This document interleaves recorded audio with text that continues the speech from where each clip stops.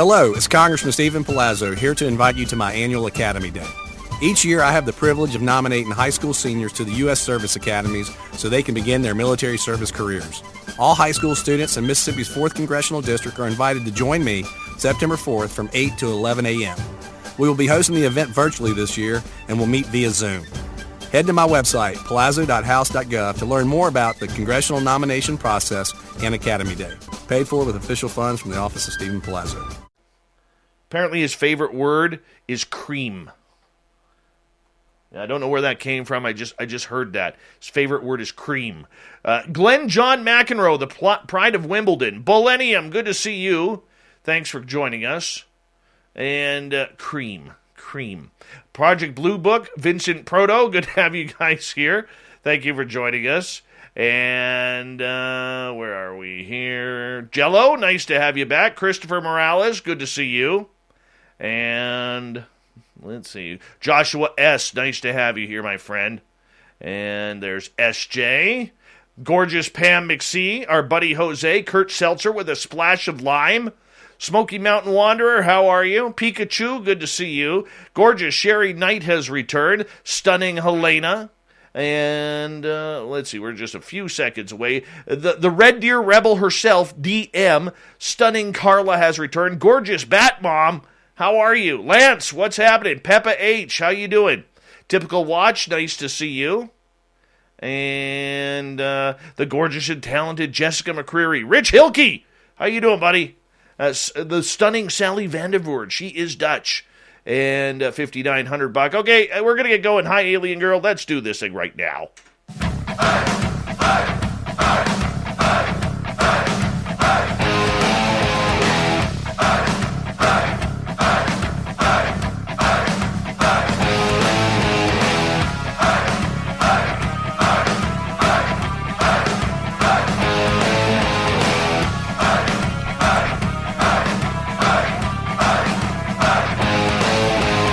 From the mountains of central British Columbia to you listening around the world, this, my friends, is Spaced Out Radio. I am your host, Dave Scott, sitting in the captain's chair of SOR headquarters. We welcome you to tonight's show on our terrestrial affiliates around North America and digitally on TalkStream Live, Revolution Radio, and KPNL. All of our archives are free by going to youtube.com/Spaced Out Radio. Do old Davey the favor, hit that subscribe button. You can follow us on Twitter at Spaced Out Radio and on Instagram, Spaced Out Radio Show. Our website is spacedoutradio.com, where we have a plethora of features for you, including rocking out to Bumblefoot and reading up on Captain Shirk's SOR Newswire. Tonight's show is brought to you by Chive Charities. Help make the world 10% happier by visiting Chive Charities today. You can find them on our website. I'll tell you, each and every month, we ended up strong with a huge show that we call the SOR Round Table, where we bring in some friends to talk about the month that was in the weird, strange, and UFO news. And no different tonight, we have a very strong panel from KPNL. We have Ann Celine, Gary Spikes Jr., our YouTube guy, Bigfoot Hunter, and resident Fu Manchu, Stetson John Hudson, from the Unbiased UFO Report, and from the UAP podcast. I'm telling you, this is a good show. Jason Gilmet is here, good fellow Canadian as well. Handsome beard, handsome beard. And everyone, I want to say thank you so much for joining us on the round table tonight, UAP Studies podcast, that is. Studies podcast. Dave got it wrong. I apologize, Jason, for that. But no, how dare you? I know. But we're glad you're here for the first time. So how we do this is the audience here is really watching you guys. You guys don't know a single question that old Davey's going to ask, so I'm going to be putting you on the spot for your opinion like that. Let's do this right off the bat. No. Right off the bat here, we're going to start with some UFO stuff because earlier John Hudson was listening to Luis Elizondo speak for the first time in almost over a month or so, and Luis had been absolutely silent, dealing with some personal health issues, along with other just needing a break after 3 hard years of ufology. John, why don't you tell us about what happened and why Lou all of a sudden came on out? Yeah, so I mean, first it should be mentioned that Lou did have a rather serious medical scare, and he just heard back a couple of days ago that it looks like it's going to be okay. So we're all quite relieved. And so some of it was was his personal need to step out, as you said. But what was really interesting is, and I'll post a link to this later. If you go into the interview he did today. Specifically to the point in the video, it's 24 minutes and 30 seconds in, and it's about 3 minutes of the video, where it begins with Christina Gomez, whose podcast he was on, asks, hey, it seems like someone turned off the spigot, we went from all this new information coming out, and like a week later there was nothing, and what's going on? Did someone get, upset? Did someone try to shut this down? Is something intentional going on? What is going on? And Lou basically said, he goes, nothing of the sort. He goes, myself, and I'm paraphrasing here, so I would encourage people to listen to it. But he said, basically, a couple of us decided that, we needed to do all this work to get the oven up to 500. We don't need the oven at 800. So, sometimes you got to, pull back a little bit and pace yourselves. And so, a couple of us, decided that we were going to, throttle back a little bit and basically, let everyone else catch up as far as what we've been releasing, because we're very concerned about the quality of the content going out and who's delivering it and so forth. And so, we wanted to just kind of take a step back, and he talks about this for about 3 minutes. And, well, at one level, absolutely, that completely makes sense. And he brings up the really good point that, at least in the U.S., there's been some really serious stuff going on over the last month. I mean, Afghanistan, the fires, I mean, you name it, there's some heavy stuff going on that, really should not be competing with UFO topics.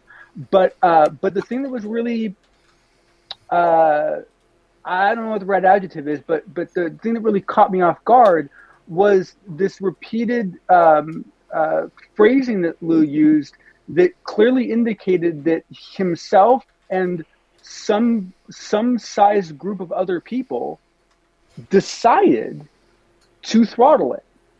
And, he made reference to the fact that they're now in third gear.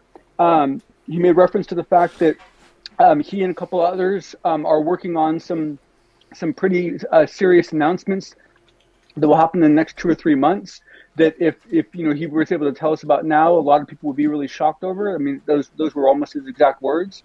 And so what it did is it gave the impression that, at least to me, that Lou and some other number of people at some point recently were all sitting around together, I don't know, playing PlayStation or something, right? And one of them said, hey, things are getting a little crazy. We should probably slow things down. And everyone else like, right. Yeah, we should pace ourselves. And that's kind of weird in a big way, right? I mean, because that implies that there's some real orchestration going on. Well, there's a couple of things that I've noticed of what you're saying, John, and we're going to get the opinion of the panel here. Jason Gilmet, we're going to start with you. And one of the things that John kind of was saying is that they were basically saying, we've got the gas pedal down. We don't need the oven sitting that hot right now. We're going to cool it off a little bit because of everything that's going on.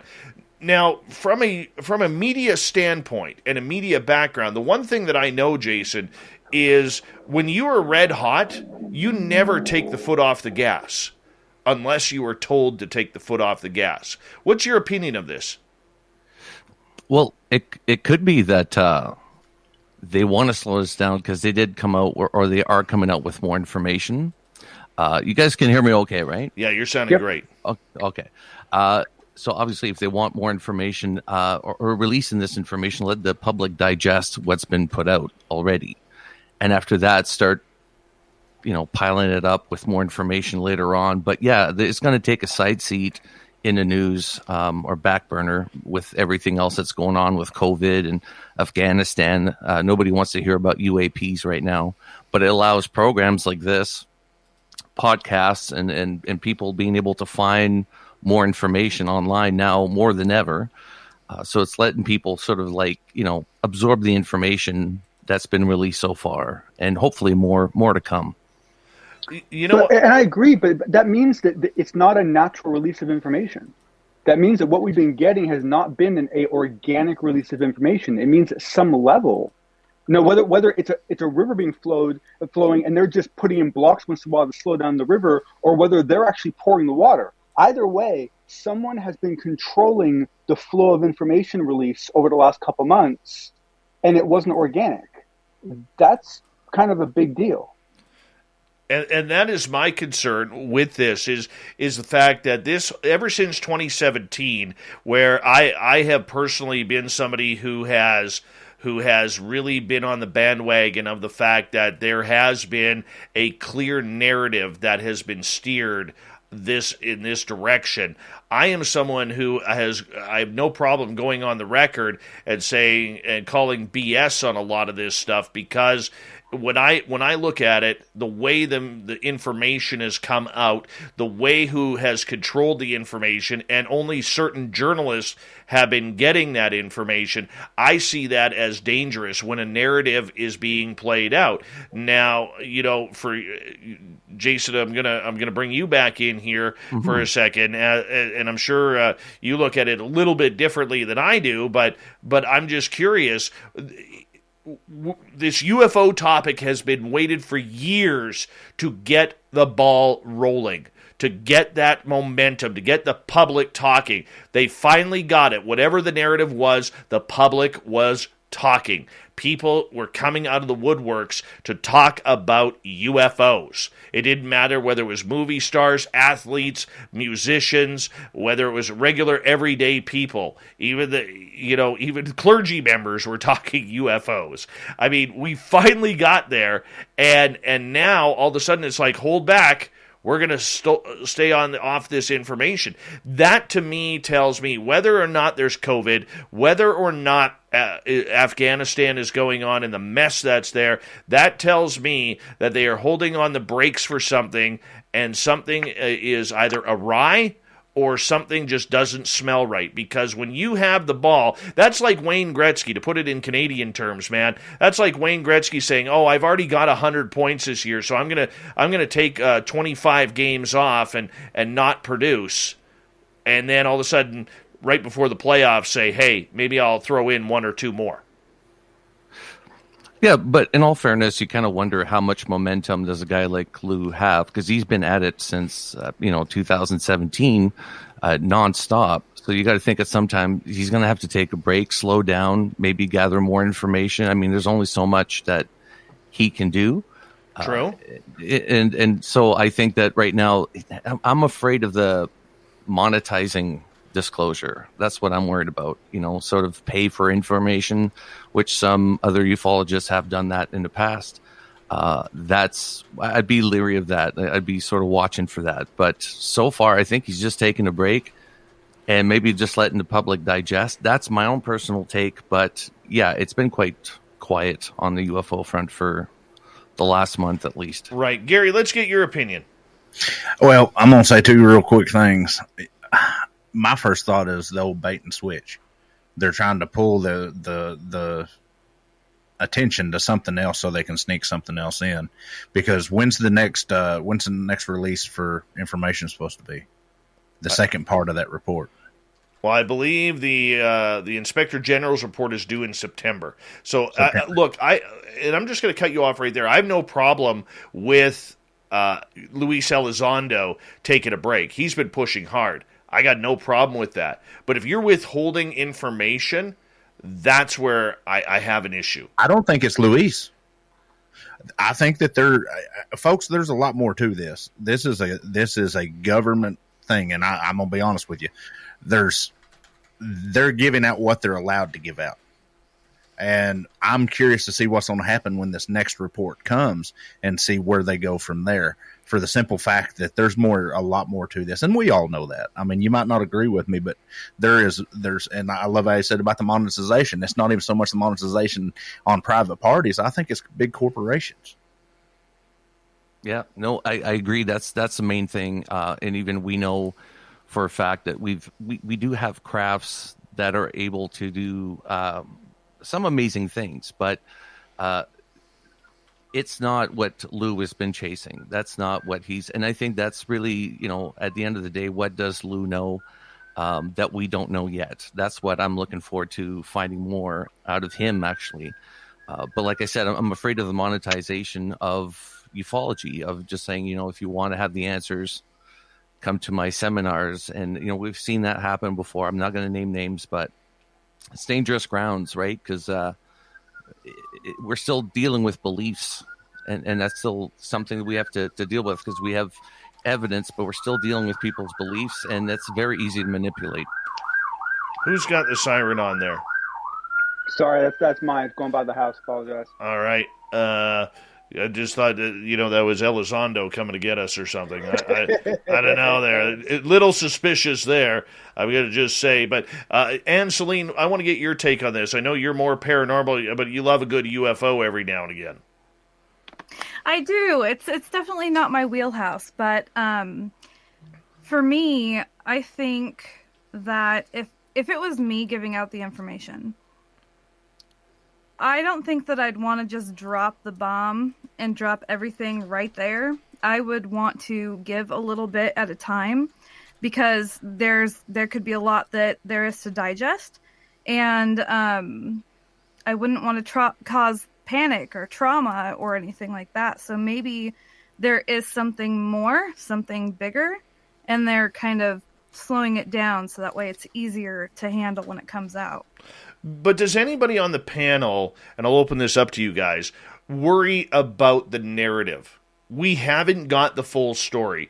They've now proven, after many of us speculated, that there was a narrative going into this entire discussion starting back in 2017. All right? When they took that DNI report and only went back to 2004, that totally told me and confirmed with me that the narrative of UFOs, what they are, who they are, where they're from, is absolutely being played into a government narrative. That they're only going to tell us what they want us to know. Does this confirm, if with the holding back of news and what we're seeing right now with the slowdown, that there is a narrative in play that we should be worried about? John, we'll start with you. Well, the problem is that I think it does. And I think, to be fair, I think Lou's hinted at this for a while. I mean, if he's saying we're in first gear, we're in second gear, we're going into third gear, that means he has a cadence in mind. He has a plan, right? I mean, let's face it. A lot of people that come from Lou's background are mission-based people. They think in mission target terms, right? So to think that even if he wasn't coordinating with anyone else, to think that he doesn't have a plan would be silly, right? He's going to have some kind of a plan. It may be a very fluid plan, but he does. I think the real challenge, Dave, is that we have no way of knowing, and nor do we even have any way of verifying what is behind the narrative, right? I mean, like I've said to you before, like I've been in senior level positions in companies where I've had really good friends in other departments, and we've hung out together. And every once in a while, someone will go, "Hey, I'm trying to get this done. How do you think I should do it?" And we've all helped out, and then we've all gone back and done little things in our departments to help that guy out. And because we believed in what he was doing, we thought it was a good idea too. It wasn't sinister. It was just friends that had a common goal. Or it could be, that Lou's got a group of 4 or 5 people that make decisions, but there's someone above them that taps in and says, "Hey, can you guys take care of this now?" Because I totally agree with what was just said, that essentially you would want to have some sort of a cadence. If I was releasing it, I wouldn't want to dump it all at once. Especially, August is, everyone goes on vacation, school's starting. There's they even postponed the announcement of our giant freaking space laser. That was all ready to be announced like 2 weeks ago, and they postponed that because of what happened in Afghanistan. So if they're postponing that, but the challenge is that we don't have any way of even guessing what the nature of the narrative is, and we don't have any way of validating it to find out. And so you're left based on trust. We just trust that it's a benign narrative. And well, let me throw something else to back you up, John. Look what happened when the COVID panic first started. And yes, I said the C word, but people was buying everything out of all the stores. We was having political unrest everywhere. If we dropped, this is like the major, I hate to put it that way, but the Independence Day scenario. If they drop this thing, hook, line, and sinker all at once, everything that we know sociologically and in the world is going to fall out the window. What I would say to that too is, what kind of information are we looking at as well? Because it's, if we're talking about multiple species, which it appears to be, how do you announce that to the public? Like, hey, it's not just the grays, but there's also these other species that seem to be working together. When you had that Israeli general that came out, was it last year that started talking about this? Thank you. I'm horrible with names. That's the narrative. The narrative is that we are probably being visited, monitored by several entities. It's not or civilization. It's not just one overseeing this. It's got to be who may not be friendly with each other. Absolutely.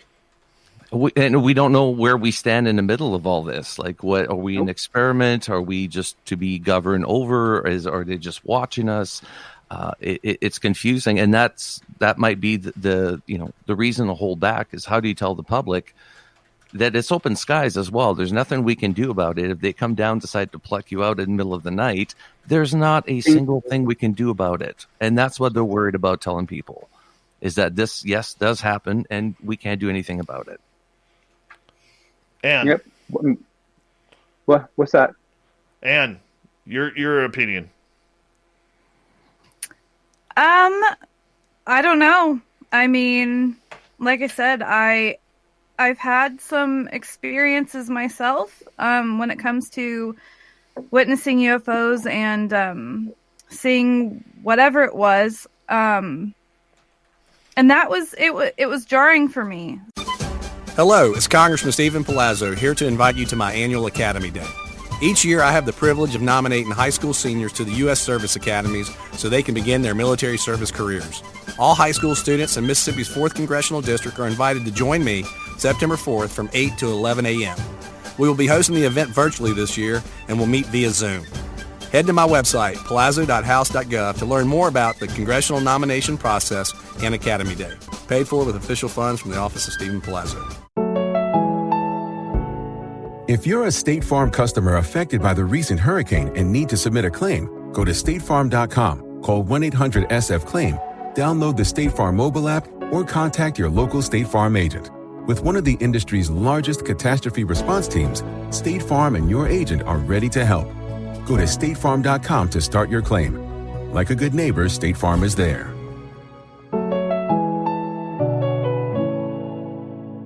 So if they come out and they're just like, hey, there's all these things, that aren't us and we don't have, I mean, it'd be too much. And I think that's a good point, that it would be too much for a lot of the public that is out there. I don't deny that whatsoever in this entire argument. Maybe it's the old school journalist in me that I want the full story. I'm yearning for the full story. I don't want half a loaf of bread. I want the full loaf of bread, because eventually I'm going to want more sandwiches. And I think when we're getting half a loaf of bread here, that, how the hell did I come up with bread as an example? But nonetheless, white bread, brown bread, doesn't matter, all right? Everything bagels. It doesn't matter. The point that I'm getting at is when you're only giving half the story, this is where danger occurs. You're holding it back from the public. And this is where we also see a major weakness in the way the mainstream media has been covering this topic right across the board, where they haven't asked the tough questions. They haven't gone back and said, why is the report only going to 2004? What is hiding behind that? What about Roswell? What about the 60,000 people in Phoenix? All right, there are a lot of pointed questions that need to be asked. And I'm not putting this on Lou Elizondo. Don't get me wrong. I am a fan of Lou Elizondo. I really am. I think his hands are so tied that we are lucky to get what we have out of him. And I'm willing to give him that break. Absolutely. But it doesn't mean that he can't answer any tough questions pertaining to why this subject is being controlled. Anybody? Do you want me to say on that? You go. Go. We got 45 seconds. This is a military career man, a decorated military career man. There are things that goes through this guy's head and through this guy's heart. Believe me, I know. Gary, and I'm going to cut you off right there because I'm going to say this. The minute he went public, he has a responsibility and a duty to the United States public and the world public about telling us what he knows. I'm not asking him to break his NDA or ruin his career, because we all know right now that he's still a government agent. We all know that. But at some point, he's got to stick up for the public too in this topic, and we need that news. We're going to get you to hold on right there, panel, because we are going to go to break here at the bottom of the hour. The SOR Round Table. Heated first half-hour discussion. We'll continue it when we get back, as John Hudson is just clenching his fist to respond to old Davy Boy here. Jason Guillerme is here from UAP Studies Podcast, and Celine from KPNL and from P3 Productions and Spaced Out Radio, Gary Spikes Jr.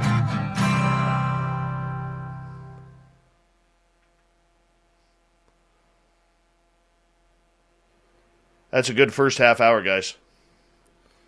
Yeah, during my talk, I accidentally, I didn't say hit my toe, but I started getting a foot cramp halfway through a talk. That was awkward.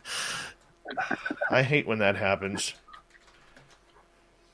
I hate when that. No, but you know what was really cool is I'm really glad we got the panel we have, because Dave and I are some of us are so into this. We're so buried in it that sometimes it's impossible to separate yourself from your point of view. And I like the fact that you guys are some of you are really taking this as, I think, maybe we should, which is just, hey, this makes sense, and hey, this isn't so weird, and it might not be. But it could be, That's the thing. If they're going to hold back information, why? Because if we're dealing with one civilization, it's, hey, we're being visited by the same craft or the same people. But if it's much more complex, how do you tell a population? Like you guys mentioned that the toilet paper rush of 2020. I mean, that in Canada, that's all it was. It was toilet paper. We all freaked out. I think it was the same in the States. We're not a species that's designed to be taken by surprise like that, especially if you're saying which is why the abduction topic will not be touched for a long time. Absolutely. Hey, yes. John, your microphone seems to be sounding a little off tonight. It's got some slow and static in it. I wonder what there's not a whole lot to it. Maybe back your gain down a little bit. Wonder what kind of control I actually have. But, it's possible that I'm just too close to it, too. All right. Chad Smith is here, everyone. The Chad Smith has arrived. There he is, everyone. There he is. Is it a USB plug straight into your PC? Into a Mac, yeah. It does sound like it's overdriving a little bit. Yeah. I wonder. Could go into your settings, your audio settings, and back the gain down a little bit. Of course, that is an Apple, so. Yeah. I mean, it's kind of like the whole government UFO phenomenon. They hide stuff from you and only give you what they think you can handle. Very well put. My big deal on that whole thing is, I think there is a bigger picture here and a bigger, how would we say, controlling factor, but I don't want to be that guy that brings out the conspiracy theories. But there's way too much evidence from all aspects of the paranormal, not just UFOs, that we seem to be leading down to something that like a great awakening or something like that. And it's weird. And it's like there's a certain faction that of individuals or entities, however you want to put it, that don't want it to happen. Yeah, it's either don't want it. And oh, sorry, go ahead. No, you go ahead, John. I was going to say, and the problem is that once again, motive matters, right? If it's a group that just is worried about the panic, then okay. If it's a group that's worried about their religion being disturbed, that's not okay, right? I mean, like, it all depends on what's motivating that action. Absolutely.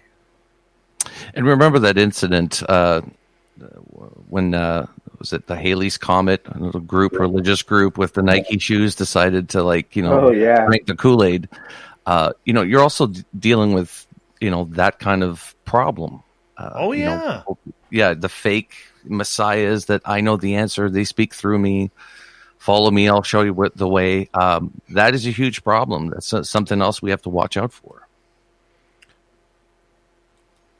For sure. Oh, 100%. We got 1 minute here, guys.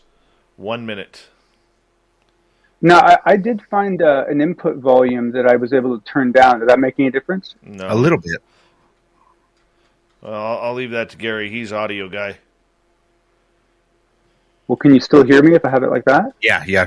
Come down just a little bit more. Oh, that's as low as it goes. It doesn't have that high end crack to it that it did.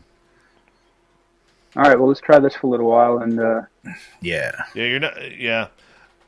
We'll go with it. I mean, it's not like we can't hear you. Your voice isn't as strong as it normally is, man. That's all I'm saying. Oh yeah, no, it's super curious because I don't mess with these settings, and I use the same setup every night, and so I always love it when you get different results out of a computer, and technically there was no input. All right, guys, hold on one sec here because we're going to be going here. Big thank you to Jeremy, Walkerdale, Jazz, Sally, Adam, Linda, and Black Dragon for the amazing super chats. It's a great way to support this show. Thank you to all the veterans tuned in. Here we go.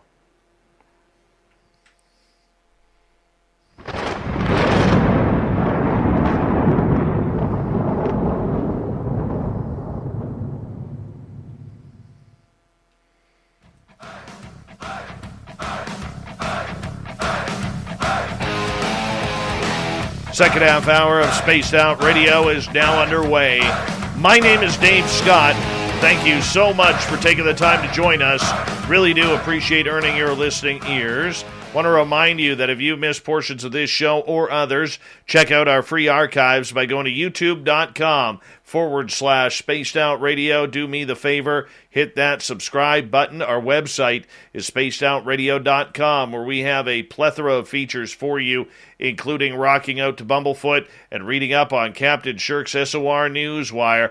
Follow us on Twitter at Spaced Out Radio and on Instagram, Spaced Out Radio Show. We continue on tonight with the SOR Round Table. We do it near the end of each month, where we talk about the month that was and the weird and strange. Joining us tonight from UAP Studies Podcast, we have Jason Guillerme, John Hudson from the Unbiased UFO Report, owner of KPNL Digital Radio, and Celine, and from P3 Productions and our YouTube team on Spaced Out Radio, Gary Fu Manchu Jr. is here. We really appreciate all of you coming on. Now, John, I saw you right before the break shaking your fist at me about my opinion about the way this story has been handled and about the narrative.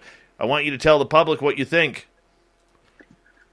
So, anyone that has career military, right? They're I don't even know if allegiance is a strong enough word. Their internal belief of duty is to the Constitution. Absolutely. And it's to the United States of America. And I know this may sound odd, but that's different than the public's right for information. And because essentially the way, and I'll be honest, like I haven't even served. I've grown up around enough, and I've worked with enough people that I think I've picked it up over time. And that is that none of that freedom of speech matters if the first part isn't held true, right? So the focus is always on the stability and longevity of the government, and it's not even like the government as in like the way it's actively structured today. It's almost like the idea of the government, right? It's the concept of the United States of America. And so, while what you said, I think what you said would be true if we were talking about like the executives at Apple, right? At some point they need to look at the greater good of the public over the good of Apple, right? That makes sense to me. That and that's even hard for people, but that part that I get. But when you're talking about someone who's criminal, especially someone like Lou, yes, people need to remember what we learned recently about the roles Lou had. I mean, this is someone who was most likely in a supervisory role for multiple SAPs, mm-hmm. for possibly all of them, right? This guy had a higher rank than Christopher Mellon. I mean, this Lou was he was a serious dude. Yes. All right, Gary, let's get your opinion. I'm on the back with what John said. I'm just going to change his terminology a little bit. The way that we are, it's not the government, but it's the ideology behind the United States of America. We make a decision and make a commitment to defend this ideology against all enemies, foreign and domestic, whether it be ourselves. I guarantee you, when Lou goes to bed at night, there are things in that man's head that he wants to forget, but he can't. There are things in that man's heart that he wants to say, but he can't. Because I wasn't near at the level that he is. But the same is happening to me. It is an internal conflict, and that's the reason Dave, I love you like a brother, and I'll stand behind you 100%. But I have to stand behind my brother in arms, and I have to stand by his ideology of that, because there's no telling what this guy knows. And I'm sure he wants to say it, but what is going to happen in his mind and in this country and in this world if he releases all of this? No, and I understand. And like I said, I'm not saying that he needs to break his NDAs. Yeah. I'm not saying that whatsoever. I think he's been incredibly brave with the information that he gets. But the other point that John made earlier, and I'm going to kind of switch it off here, and Jason, I'm going to go throw to you here in a second. But John also said that they had to watch where they were putting out the information, because the one thing that Lou Elizondo and Sean Cahill sometimes did, and Lou more than Sean, was that they would put out information on smaller shows with very limited listenership. Now, that's great for that show because it's going to bring a lot of listeners who are following every move that Elizondo and Cahill do. However, when you go and drop information, you want to make sure that there is a massive audience whom you can share that with right off the bat. I'll give you an example of that. Okay, I gave Jeremy Corbell a couple of years ago a little bit of crap, and I hit him up on the air for it. Not out of jealousy, but because out of reality of why he chose to put Bob Lazar and give Bob Lazar an interview with a channel like Secure Team 10, and the fact that channel at that time, before the channel's owner got into some legal issues, okay, but he had been known as a UFO hoaxer, putting up a bunch of CGI videos of UFOs, and it was very unpopular to those in the UFO community. And Jeremy flat out said on this show, and I agree with him on that, 2.1 million subscribers. 2.1 million subscribers. And I agreed with him. As much as I was grinding my teeth that I wanted Lazar, I wanted a shot at him because I had some very poignant questions that I would like to ask, but that 2.1 million I didn't have. And I think that's one of the things that going forward in the messaging that they may now be getting, that, look, Lou, you may like to give everybody some tidbits every now and again, but if you got a show with 50 listeners and you got a show coming up with 15,000 listeners, you got to save that detail for those 15,000. Yeah, and that makes sense because they're trying to get a bigger bang for your, I would say bigger bang for your buck. They're not really making any money off of this, but you go where the crowd is. But it's nice if they give a bone to, the smaller podcasts as well, sort of, help build the community, especially the UFO community. I mean, it's so welcoming, and I've been blown away by everybody's generosity actually in this field. So I think Lou's the same. Lou did, a couple interviews with people just starting off in podcasting. So I think he's been very generous with his time that way. And even we're talking about him taking a break. If you're about to release a bunch of new stuff or maybe go at it again, you would need a break in between, right? It's just like a fighter. If you're going to go in, for another punch or something, you want to take a step back, take a breather, and then go back in. And I think that might be what Lou is up to. I'd like to give him the benefit of the doubt on that one. I'll agree with you on that. Yeah. Well, and the one thing I would add as well is that, part of this whole missile defense thing that was supposed to be announced, 2 weeks ago that's been postponed. Mm-hmm. One of the things we learned a little about is what is involved in getting something that's attached to an SAP program made public. Who in the chain has to be involved and who has to approve it. And this is something that has to, anything involving any kind of SAP work, you're talking about the DNI and the president. And that tough stuff takes time to queue, right? You got to get on people's schedules. You have to fit in other people's, paradigms and so forth, right? And so there could be some, natural reason for it. Lou did bring up the fact that, 60 Minutes is going to rerun their special this Sunday, and so so he kind of hinted at the fact that this is kind of a rehash period for people to kind of read up and catch up and so forth. But yeah, I mean, I think the problem is I think you can explain this in a very benign way. I think you can describe this in a medium way, and I think you can describe this in a very nefarious way. And it all depends on people's intentions and what was the motivation and the catalyst for behavior. And those are things that are very hard for us to ever discover. John, you brought up a good point that I was actually wanting to ask a question about. We hear a lot of this in all of the smaller podcasts and all of the, the fringe UFO stuff. Why are we not hearing more of this on the mainstream media? I mean, if this is that big of a deal, I know he did the 60-minute special, but that you don't hear a lot more of that. They seem to be wanting to, and I'm not turning this political, I'm asking it as a serious question, but they seem to be wanting to stream more of political unrest and stuff. Is that part of that bait and switch, or is it just they're not? I could be wrong, but I think that part is very practical, because what you'll see that,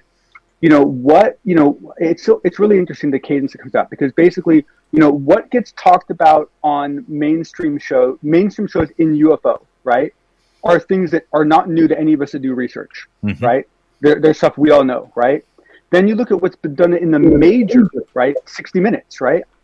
And that stuff, that's old. Right? I mean, they cover stuff that we were talking about like 2 years ago. John, I'm going to step in here because we recently had Space.com give us the exact same article as 3 years ago, a week ago, just a few days ago.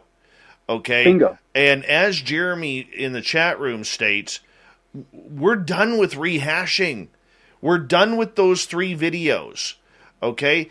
If anybody wants to talk about those 3 videos, because we now know how they came out, but nobody has ever asked point blank why the TTSA was never sued by the United States Navy for putting their logo on a for-profit company on United States Navy product. Nobody. I mean, that's the question that needs to be asked. Okay, there's all these pointed questions that we're rehashing over and over and over again, and that's the struggle that we're having. When Space.com comes out or 60 Minutes comes out and rehashes everything that we know the last 3 years that we have heard every day, and not just us because we're in the UFO field, but the mainstream public as well. That's where the danger is. I mean, we have all pinned our hopes on the bow-tied Tucker Carlson, who is still asking the same questions he did 3 years ago. Like, Tucker, you're... Hello, it's Congressman Stephen Palazzo here to invite you to my annual Academy Day. Each year I have the privilege of nominating high school seniors to the U.S. Service Academies so they can begin their military service careers. All high school students in Mississippi's 4th Congressional District are invited to join me September 4th from 8 to 11 a.m. We will be hosting the event virtually this year and will meet via Zoom. Head to my website, palazzo.house.gov, to learn more about the congressional nomination process and Academy Day. Paid for with official funds from the office of Stephen Palazzo. What am I doing with this paper shredder? Well, now that C Spire offers no contract, $45 unlimited plan, I don't need to hold on to all these contracts. We're going to need a bigger paper shredder. Keep your number, skip the contract. With no contract, $45 unlimited. Terms and conditions apply. See cspire.com/no contract for plan details. You're an alleged journalist, even though you're not a journalist, you're more of a commentator, okay? But you definitely know that that report goes back to 2004. Yeah. Not 1947. Okay? Or the Foo Fighters of World War II, 1939 to 1945. Yep, but I think this answers Gary's question, and that is that we're guinea pigs. Basically, they test messages on smaller crowds. They see what kind of effect they get. Then they try it in a larger crowd. They see what kind of effect they get. If nothing's blown up, then it shifts out to 60 minutes. And that takes time. And so you have this cadence of material that's being, guinea pigged on smaller groups, and it slowly rolls out. And it sounds like there's about a 3-year click to it, right? And so for people that are watching all of it, it looks ridiculous. John, It's frustrating. I love you, but I'm going to disagree with you here. Because, and the reason why is a media outlet with trusted journalists like 60 Minutes doesn't wait for the AOK. They know they dropped the ball. And they dropped the ball on their story, okay, and they were playing catch up with that report. All right? I don't buy for a second, and I'm probably in the minority here as someone who has actually worked in mainstream media, and it's one of the things that I actually do know about in my life, and I tell you, I could break down a hockey game like nothing thanks to working in media. But nonetheless, the one thing I do know is an outlet like 60 Minutes should have reported on that 3 years previous. Okay? Yes. One of their editors or editor team decided not to run that story because they were foolish. And once they realized that there was something there, okay, that's when they got on their high horse and butchered the story that they could have told. So I don't believe that for a second. Which they think they did a great job of and are rerunning on Sunday. Well, of course, because of the ratings. They may think it was a terrible job, which it was, okay, but the ratings impacted a replay. That's what it is. It's money. See, I would say that Canadian media is even far worse for anything. They waited how long until they started covering it on CTV or Global News? They're always behind. They'll wait till the waters have been tested before they'll even cover the subject. And I'm quite disappointed in Canada for that. They should be on the ball. Absolutely. Jason, I'm going to ask you a question here for our Canadian listeners and Canadian Dave here. Okay. I believe you have done some interviews across Canada about this topic. Did a few? Yeah. Okay. Me too. Have you ever been asked by a Canadian media outlet? I'm not talking a podcast outlet. I'm saying mainstream media outlet. Have you ever been asked in any of the questions that you have taken regarding Canada's role in ufology, and is it happening here? I haven't been asked by any major program. I think in November I'm doing or helping the CBC Radio 1 do some special on UAPs across Canada. But yeah, I haven't had anybody really ask me what Canada's role in all of this has been. And of course, Canada is as much involved in this as the United States has been. Absolutely. Since the get-go. And, we're not that innocent country that doesn't know anything. Exactly. We do. And the reason why I ask you that, and I apologize for cutting you off, okay? The reason why I ask you that is because I've probably done 20 interviews on this subject across Canada. And not a single mainstream radio station, except one, which is a station that we broadcast on Saga 960 in Mississauga, Ontario, has asked me if Canada is involved. I've baited them into the question. Baited them. And they never took the bait on whether or not Canada. They're only interested in what's happening in the United States. Like, this problem is below the 49th parallel. That's where all the woo is. Yeah. And we don't it have only woo up happens here. in the States, right? Exactly. That's the point I'm getting at. That's the point I'm getting at. We're going to move on here, gentlemen and lady, because we haven't heard actually, from... Dave, yeah. Can I bring up one quick point? Because Sure. I meant to mention this earlier. When Elizondo was talking about the 90-day report that has to be filed, and you and I talked before about the fact that the requirements specifically said that anything you report that you should have reported before, but you haven't, must be reported in the current meeting. What he said is that requirement goes back to the 40s. He specifically said that requirement goes back to the 40s. So he is expecting information going that far back to slowly come out in each 90-day report as it becomes available. And that's the first time I've heard him ever talk about data coming out prior to 2004. And so I just thought you'd appreciate hearing that, because I know, you don't have talked about the frustration of data, older than, a teenager. No, absolutely. We're going to turn the tides here. So we got about 5 minutes to go before we need to go to break at the top of the hour. Our guest tonight on the round table, we have Stetson John Hudson from the Unbiased UFO Report, Ann Celine from KPNL Digital Radio, Gary Spikes Jr. from P3 Productions, and our Spaced Out Radio YouTube guru. He's the guy who buys all of our followers. And, of course, Jason Gilmet from UAP Studies Podcast. And we're going to go to experiencers here, because the one thing that I have noticed over the last year, but mainly in the last, let's say 2 months, experiencers are getting ripped all over the place. Like, their opinion is like a fly on your food, where you are shooing them away because they have no business being here.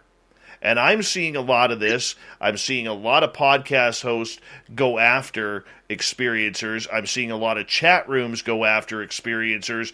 And Gary, I want to start you off with this one, because I know we're going to end up carrying this over the break. Now, are you talking in the UFO community? It doesn't matter. It does not matter the community. It seems like there's an argumentative, how would we say, attitude about it. But yeah, I would say that it's like people they're stuck in their opinion and don't want to listen to anybody else's, and it's not right. Okay. I would say it's okay to question people, like if they're going to be on your podcast, question, but within certain limits. You don't want to invite somebody over your podcast and completely tear them down or try to find holes in their story. I mean, that's not the place to do that. And some of these people rather go on podcasts and seek maybe help that they should be getting. Hypnotherapy is not always the answer to any event that takes place, especially within ufology. But, if it's okay to say some people with mental illness do end up seeing things as well. Just because you're bipolar doesn't mean you're not going to see a UFO. I mean, that still exists. Unfortunately, everybody gets painted with quite a broad brush when it comes down to being an experiencer or trying to talk about something that they've experienced. Everybody sort of gets painted with that, well, let's put you in a cuckoo category, as opposed to listening to what the person has got to say. Now, let me play devil's advocate for a second, right? Because let me say, first off, I agree with you, Dave, and I think it's really kind of crazy the way this is all being handled. And I'm not sure there's any place to be specifically trying to trip people up and tear them down, right? I mean, that's just not, good behavior. But look at it from this point of view. If I'm trying to decide whether aliens actually exist, if I'm trying to decide whether UFOs actually come here, if I'm that far back in the decision tree, right? I don't necessarily want to hear from someone who already believes. They're tainted. And now it's not tainted in a bad way, but they're tainted. They're already deep, deep, deep on that side of the tree, right? So if I'm way up on the branch system, I don't want to hear from those people yet. Now, if I end up down that path, yeah, I do. But right now, I don't, because they're believers. I want to talk to people that are a similar level that I am. And so there could be a little bit of that going on. But I think, unfortunately, I think part of what's happened is I think that because of the way information used to come out, because of the amount of hoaxing that used to come out, that there's a certain percentage of the UFO community that is just here for the fun of debugging stuff. They're just here for the fun of technically dissecting things and trying to figure out what's wrong. And they enjoy figuring out that it was a fraud. And that's it. Like, I don't know if you've noticed, but no one talks about the stuff that no one's debunked. Like, no one gets out and says, this one's real. That's not what happens. The stuff that's kind of real ends up fading off into the distance and no one talks about it. Everyone wants to talk about the broken stuff. So part of it, too, is that we have a culture of people that want to tear it apart. Well, let me back you up just for a second. In the paranormal community, 20 seconds. Up until a little while ago, and we'll roll right in, it used to be common question, do you have a history of drug abuse or mental illness? Anymore, that's taboo. Oh, my God, how dare you ask me that? Well, that's just a question. That was a common factor in the paranormal community. You try to cross over into Bigfoot and cryptid community, and they want to slit your throat. All right, I'm going to get you guys to hold on right there. We're going to continue this talk because I feel the gloves are starting to loosen up on the wrists, and I feel they may fall to the ice because we're going to talk experiencers. Because I'll throw the shot out right over the bow of some of these guests here that are with us tonight. If you've never seen aliens, you never know what it's like to have an experience. Absolutely. All right. How could you? Well, we'll debate it when we come back. John. Oh, I'm going to have some fun here. John Hudson. We got Jason Gilman and Celine, Gary Spikes Jr. The SOR Round Table continues right after this.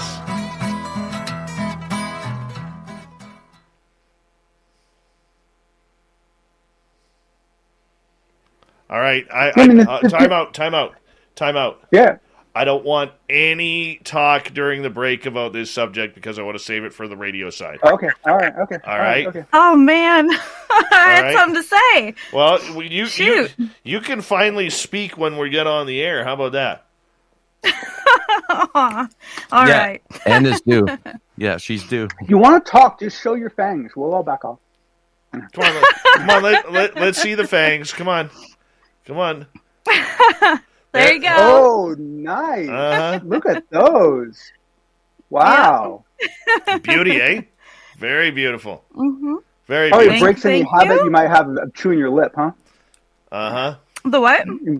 Break any habit you might have of chewing your bottom lip. Yeah. All right. What's the best food to eat? I bet you she could chop an apple like anything right now, though. Mm-hmm. Oh, yeah, they're actually really sharp. Oh, yeah, nice. Hey, Dave? Yeah. Someone in the chat suggested that I log out and log back into the stream. That might have some. Yeah, we could try. We could try that. Let's do it right now because we're on a longer break here. Yep. I'll just leave and come right back. Okay. Hi there, D Swagger. How are you? Nice to see you back. And who else is here? M. Coons. What's happening, M. Coons? Who else is here? Let's see here. Oh, I have been battling indigestion all day. I had some overly spicy butter chicken for lunch. Oh, nice. Yeah, and Dave loves it, but Dave's stomach apparently doesn't like it anymore. Oh, goodness.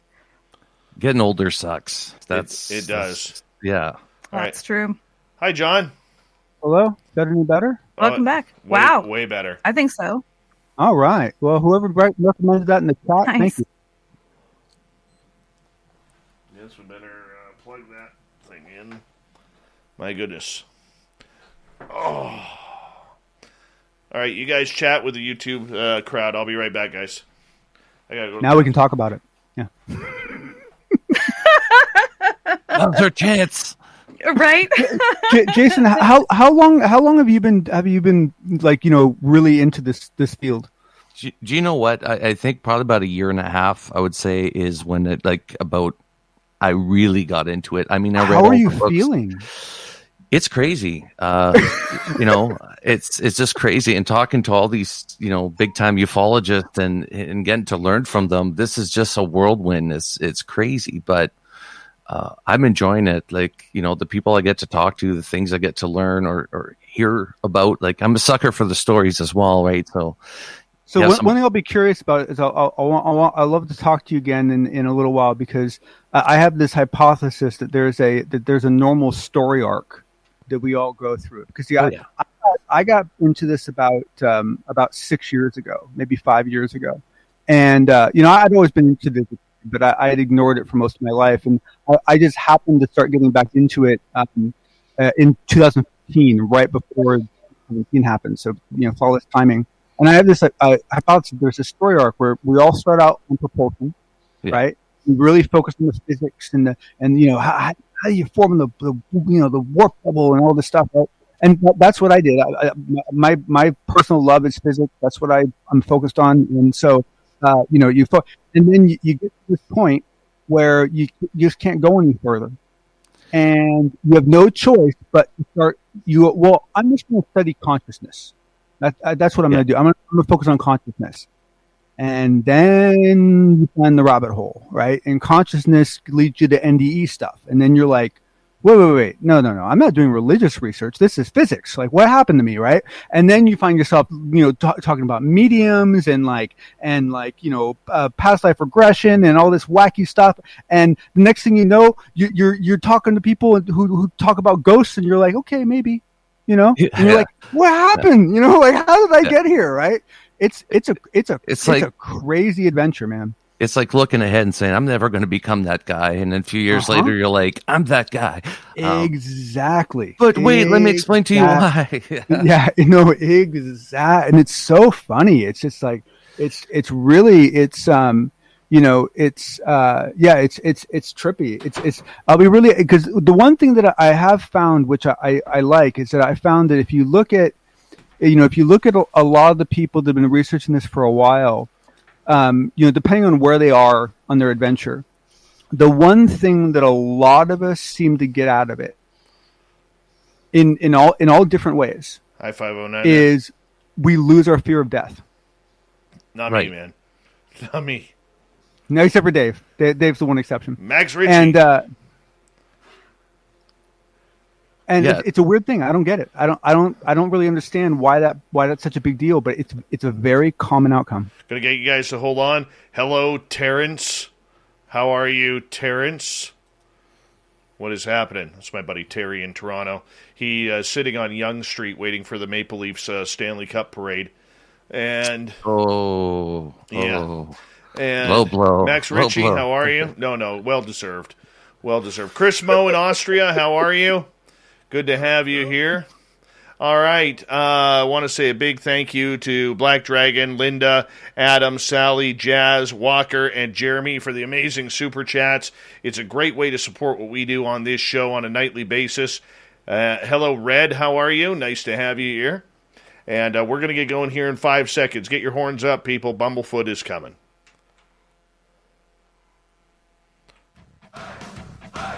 You're listening to Spaced Out Radio with Dave Scott. Follow Dave on Twitter at Spaced Out Radio and on Facebook, Spaced Out Radio Show. Here we go with hour number 2 of Spaced Out Radio tonight. My name is Dave Scott. Thank you so much for taking the time to join us. We really do appreciate earning your listening ears wherever you are on this beautiful planet we call Earth. Want to say hello to everyone listening in on our terrestrial affiliates around North America and digitally on TalkStream Live, Revolution Radio, and KPNL. All of our archives are free by going to youtube.com/Spaced Out Radio. Do old Davey the favor. Hit that subscribe button. The Desert Clam has set the password for tonight in the SOR Space Travelers Club. Icarescent. Icarescent is your password. Use it wisely, space travelers, as the Clam sets the password each and every night right here on Spaced Out Radio. Our website is spacedoutradio.com, where we have a plethora of features for you, including rocking out to Bumblefoot and reading up on Captain Shirk's SOR Newswire. Follow us on Twitter at Spaced Out Radio and on Instagram, Spaced Out Radio Show. We continue on tonight with the SOR Round Table. We do it near the end of each month, where we talk about the month that was in the weird of strange and weird and, of course, UFOs. Joining us tonight from UAP Studies Podcast, we have Jason Gilmet.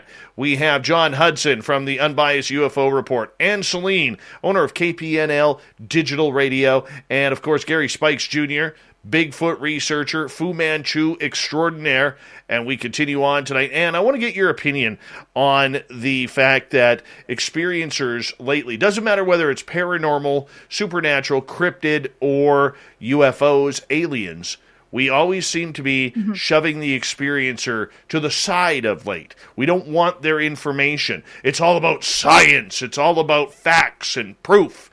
And the anecdotal evidence now means nothing. Right. Well, I want to build off what was said before the break. I think that we experiencers are challenging people's comfort. I know for me, I didn't really look into Sasquatch. I didn't really want to hear people's stories. I wasn't ready for that. And then you throw me into my own experience, and now it's changed. And now I'm more willing to do the research, and I'm willing to look at the stories. But before, I have to be honest, there's a bit of fear, and I wasn't ready to go down that road. So I think that a lot of people will cast experiencers aside due to fear. And ridicule. Because there is a large part of ridicule that is going along with that. And look, the scientific studies, Jason, I don't think are wrong. Don't get me wrong. We need that. We need to figure out what these craft are. We need to figure out where they're coming from. But I can tell you this. From an experiencer's point of view, I think, especially when it comes to UFOs and extraterrestrial contact, I really believe that the UFO public who has had experiences are closer to the answers than somebody like Avi Loeb who wants to start a study. Angie's List is now Angie. Summer is the perfect time to book your next home project. From lawn care to a new patio, Angie makes it simple to connect with pros who can get the job done right. See reviews, upfront pricing, and instantly book hundreds of projects. Plus, when you book and pay through Angie, we'll cover your project up to the full purchase price, plus limited damage protection with our Happiness Guarantee. Check out Angie.com, and for more on the Happiness Guarantee, go to Angie.com/happiness-guarantee.htm. If you're a State Farm customer affected by the recent hurricane and need to submit a claim, go to statefarm.com, call 1-800-SF-CLAIM, download the State Farm mobile app, or contact your local State Farm agent. With one of the industry's largest catastrophe response teams, State Farm and your agent are ready to help. Go to statefarm.com to start your claim. Like a good neighbor, State Farm is there.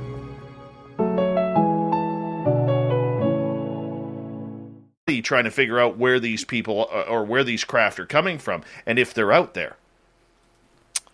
Yeah, and there's probably good chances that some people on this planet are already aware of where they're coming from and, you know, what is out there. It's, you know, I think we keep pondering that question, where are they from? It's like, and it angers me that I know there's people that know this, that, you know, is it, you know, Zeta Reticuli, you know, A and B? We don't, you know, I'm pretty sure at this point it's probably safe to say that, you know, it keeps popping up in conversations and you know, different people that I interview. So probably say that might be a star system that does harbor life, that they're able to come here.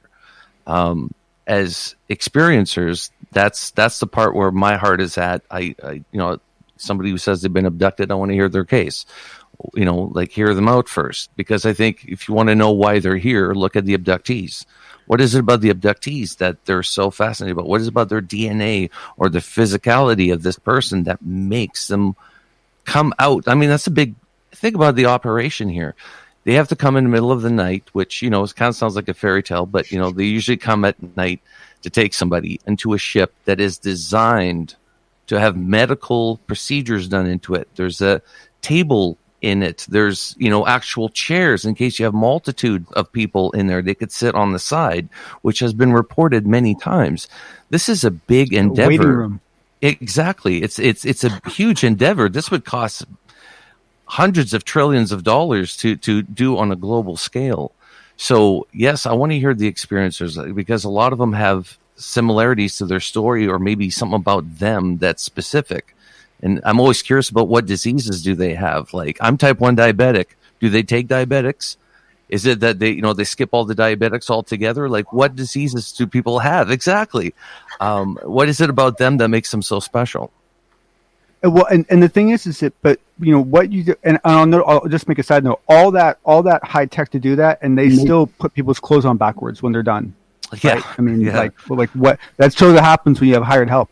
But the thing is that the way you phrased it, the way you talked about it, it's clear in your language that you personally, to some level, have accepted the idea that UAPs, UFOs are real. And that the aliens are at some level visiting or have visited Earth. Once you've made that conclusion, now the experiencers are almost the only people you want to talk to, because they've actually talked to the bloody aliens, right? So it's like, if you want to go talk to the horse's mouth, right, that's who you talk to. Yeah. But until you've made that decision, because the thing is, what if you decide that they're not real? Now all those people are crazy. Right? If you decide they are real, then all those people are the most valuable resources in the world. So until you've made that choice, until you've decided what you believe, it's triage. You know what? I'm going to tell you something. I've never mentioned this on the show before. I was talking to a very high insider in this subject. I'm going to leave this person's name out. And I had mentioned to him about my good friend and good friend of this show, Samantha Mowat. And Jason, you need to get Samantha on the air for your show. Okay, Samantha will blow your mind with her. You got to hook me up. I could totally do that. Okay, and I will tell you this, because they were asking if there was anybody that I knew who could help transition eventually into the alien talk, and I'd brought forward Samantha. I always do.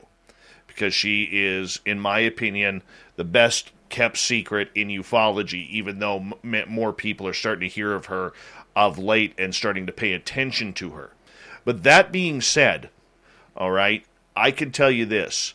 I was told by this insider, who is very well versed in this story, that they had no intention of working or bringing Samantha Mowat in at this time, because she was so far ahead of the game that it would absolutely freak people out if it got onto television or it got into the mainstream media. Okay, that the world was not ready for people like Samantha, and this person did not deny what he had learned about Samantha at all. He's like, she is the real deal, and I said, I told you so. I told you so. And Dave, I'll be honest with you. I'm still not totally comfortable hearing you say that.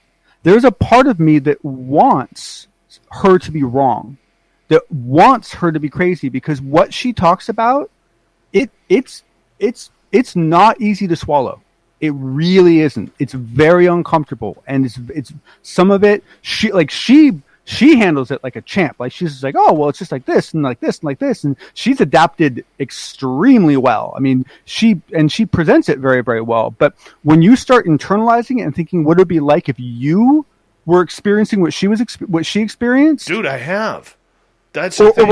Or my daughter. I mean, my God. I mean, like, Yeah. It's like that's so. I agree with this guy you talked about, right? Like, I would keep Samantha in a very, very nice, housing development, feed her well, and just keep her there for a couple of years until everyone's ready. And by the way, in a couple of weeks, Samantha will be on doing monthly visits on Spaced Out Radio with Lynn Wallington, our weekend host. Oh, and cool. I believe the first one where Samantha will be on will be, let me check here, it will be on September 12th. And that'll be on our YouTube channel. So, I mean, it's absolutely phenomenal. But I mean, we get to the point of the experiencers. Gary, recently we had you back on as a guest to talk about your Sasquatch story. And where you were literally 2 feet away from a Sasquatch staring at you while you were sleeping in your vehicle. And that's an anecdotal story, unfortunately. It is.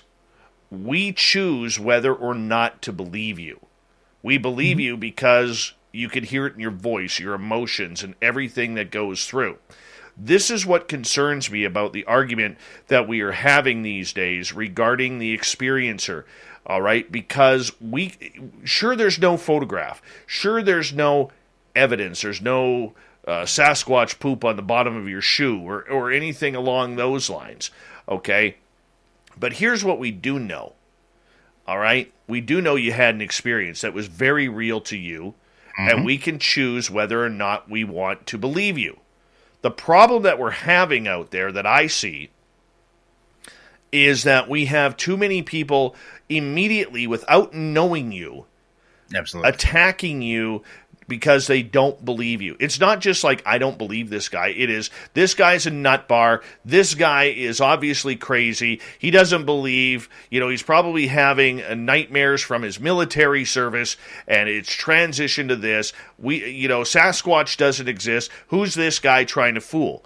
Now, I'll give you an example here before I go. Speaking of Samantha, I did a podcast recently where I was asked about my experience with Samantha in the forest, where we were 200 feet away from an extraterrestrial.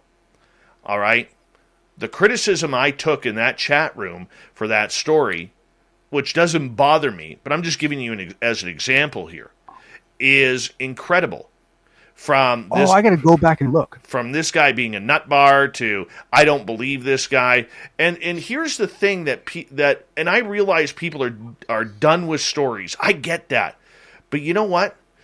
You weren't there. You weren't there to see my emotions of where I was frozen stiff.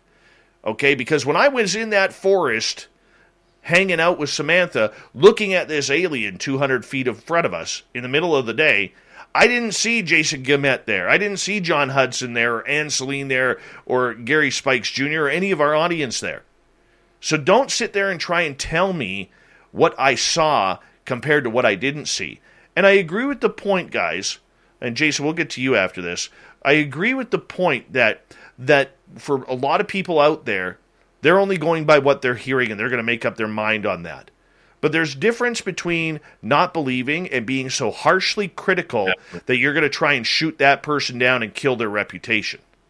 Well, let me say one little phrase. Yeah. If it wasn't for the experiencers, and experiences, the scientist would have nothing to study. Yeah, good point. Yeah, very good point. Yeah, no, the experiencers is... Which is one of the reasons why they've stayed away. Okay, let's get to Jason. Now, let's say the experiencers is where it's at. Now, obviously, it's, for me, devil's in the details. I've said that several times. When you hear about Betty Hill, when she's talking about how one entity came in from another room that Barney was in and got all excited, and she wondered why. And then he put his hands inside her mouth and he starts prying on her teeth. And then he asked her, why isn't your teeth being removed from your mouth like your husband's?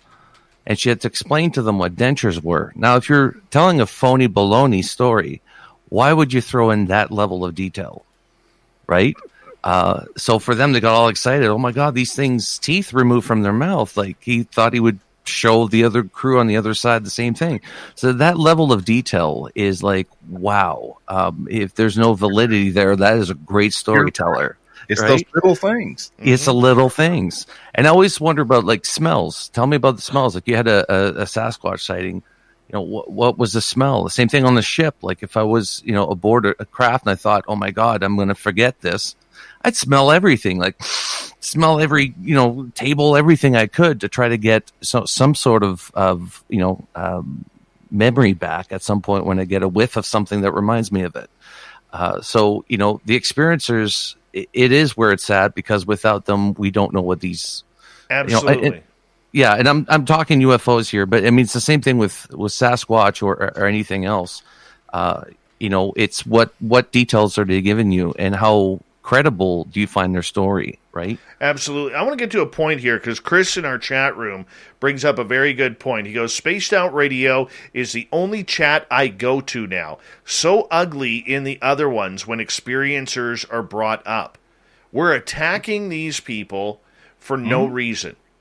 For no reason. I know there's a host out there who has literally ruined a number of people, and he's a Canadian host.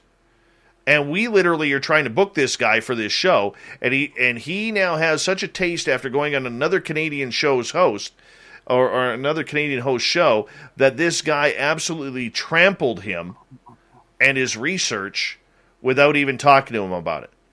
Totally set him up. So I had to guarantee a list of things that we would not do in order to get this guy on. And they were all simple things like, let me finish a sentence. Right? Yeah. I mean, this is the crap that we are dealing with on a basis.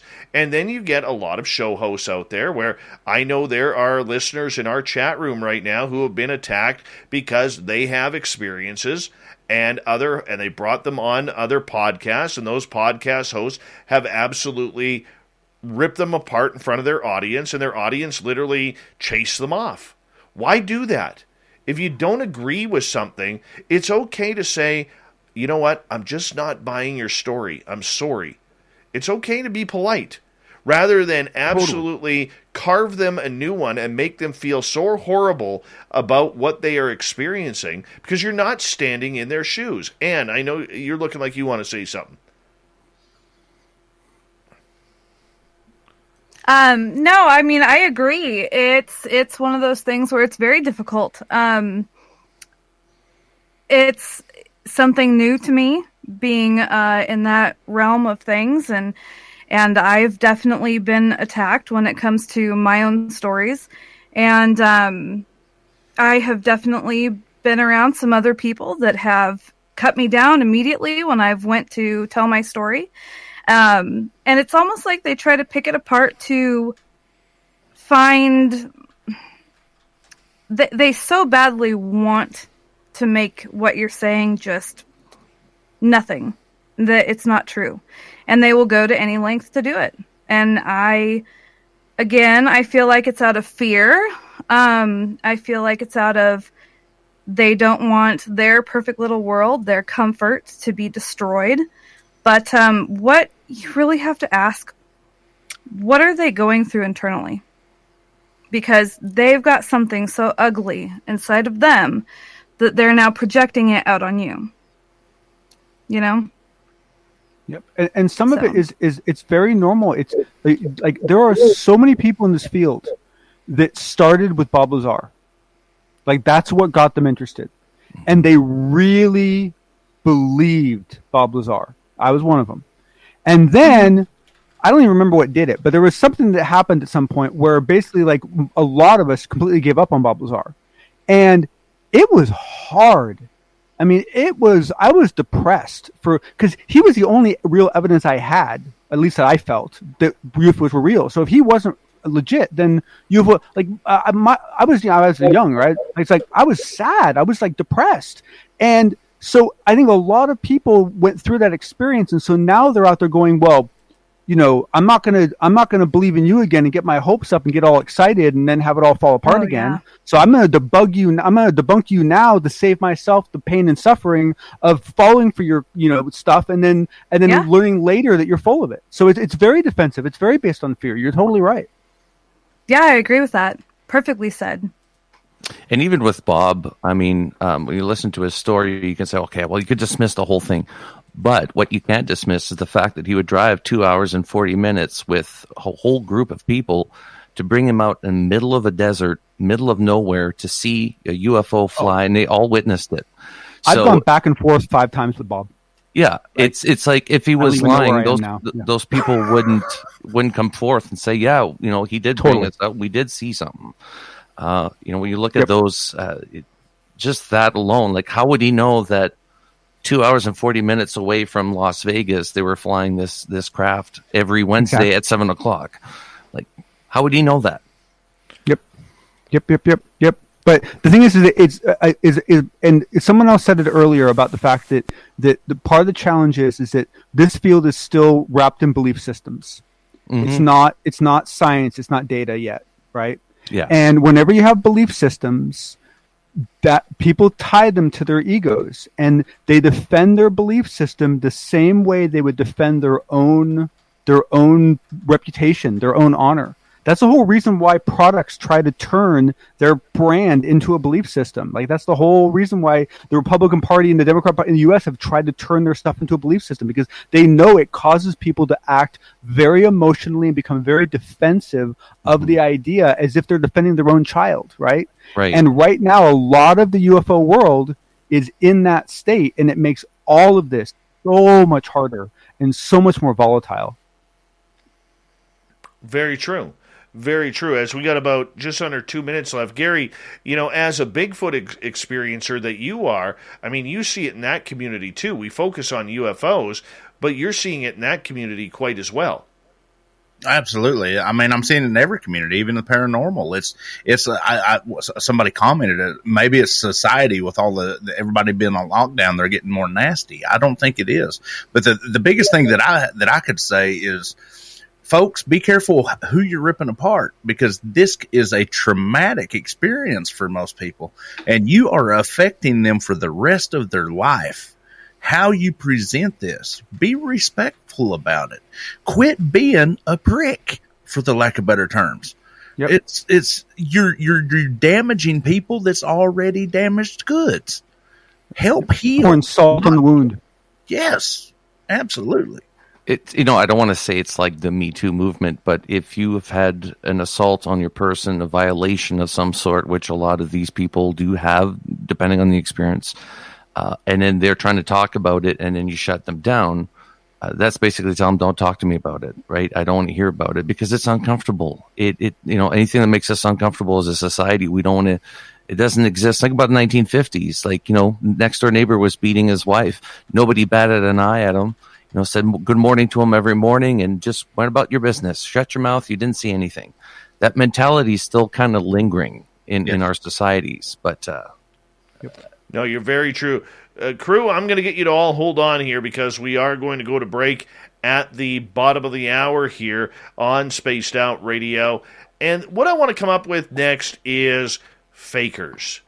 People who fake evidence, fake who they are in order to get more camera time, more video time, more documentary time. Let's get into it. We may not bring up names, but we'll bring up experiences. Anne Celine, Gary Spikes Jr., John Hudson, and Jason Guillemette join us next here on Spaced Out Radio as the Round Table continues to end out the month.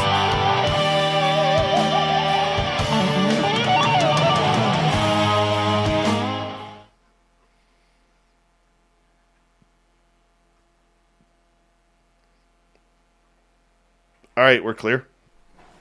And Jason, let me just add that Samantha is a beautiful person. I mean, a really beautiful person, right? But just keep in mind, if you were in the kiddie pool and then you went into like the shallow end and maybe you're in the deep end, she's like the Marianas Trench. I mean, she's like she's down there, right? And Those are the people that I'm looking for.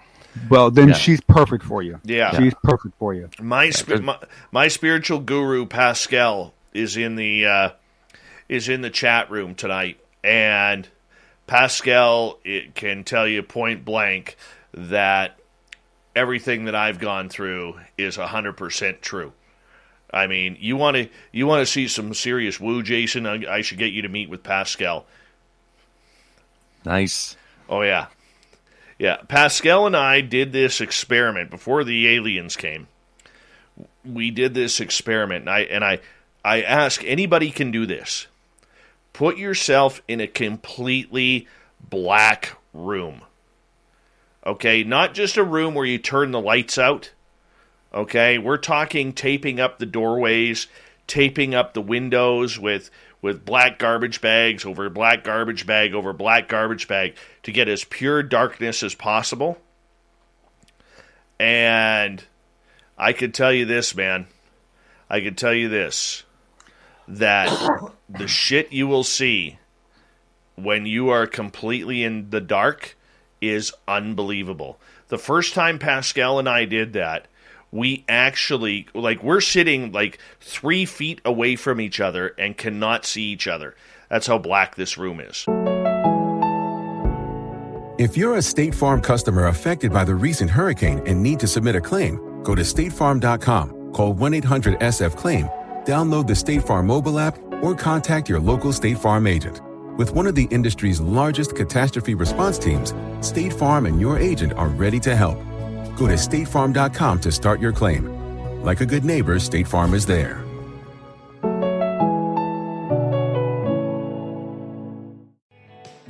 After a long wait, it's finally time to get the family back together again, and nature is just a short drive away. Verbo has thousands of private vacation homes where you can be miles away from everything, but get closer to the ones you love. So whether it's a lake house with a grill, a cabin with a hot tub, or a chalet with a foyer, Verbo has the perfect place for your family reunion. Download the Verbo app. The time for getting back together is now.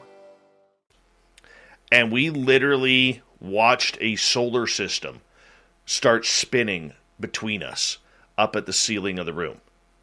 And you would see little shoot-offs of these little orbs. Like the solar system was maybe only this big.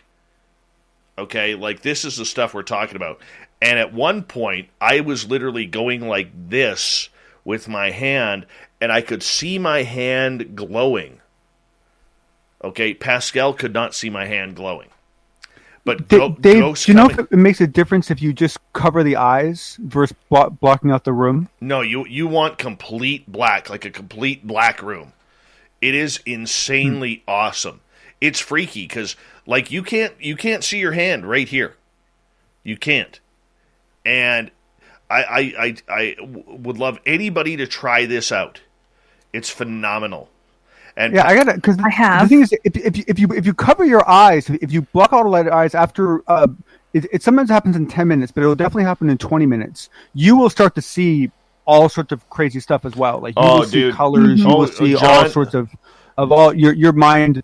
Your mind will eventually. Your mind gets bored enough; it starts manufacturing its own entertainment. This is. So I was kind of curious how this contrasts to that. Oh, dude, this is totally different. I know exactly what you're talking about.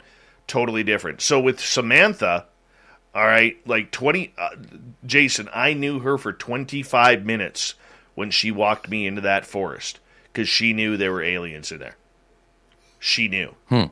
And when the 4 dogs that were with us disappeared, that's when shit got real. So when you interview her, ask her about that and ask her about the dogs. Chefist, how are you? Thank you for joining us. I'd love to interview the dogs. Oh, well, Doug... I'd like to know why the dogs left. Believe it or not, Doug, who is right in front of me, he was there. I would love to know what is in his brain about that. All right? Got to talk to Doug. Give me 1 second here, guys. Thank you to Nicola, to Tim, to Jeremy, to Walker, Jazz, Sally, Adam, Linda, and Black Dragon for the amazing super chats tonight. It's a wonderful way to support this show and what we do on a nightly basis. Thank you so much for the love. Really appreciate that. We got about 1 minute to go here, guys. Chef, It's all in your mustache, man. It's all in your mustache. Just let that juice drip. It's all you need. Chef has one of them big Lanny McDonald mustaches. Oh, nice. Yeah. Nice. Yeah. You need a good partition, like a good lip, from your nose down to your lip to be able to grow one of those. I don't have that either. I can't grow a good mustache. Yeah. Not like Gary Spikes there.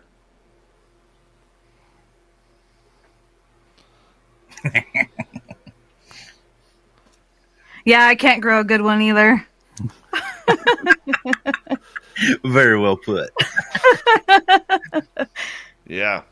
I mean, I'll hook you up with Samantha. We're going to get going here in about 10 seconds, everyone. Thank you to all the veterans listening to this show. We absolutely love you. You always have a safe home here, as well as to all our regulars in the chat room tonight. Thank you. Here we go with the second half.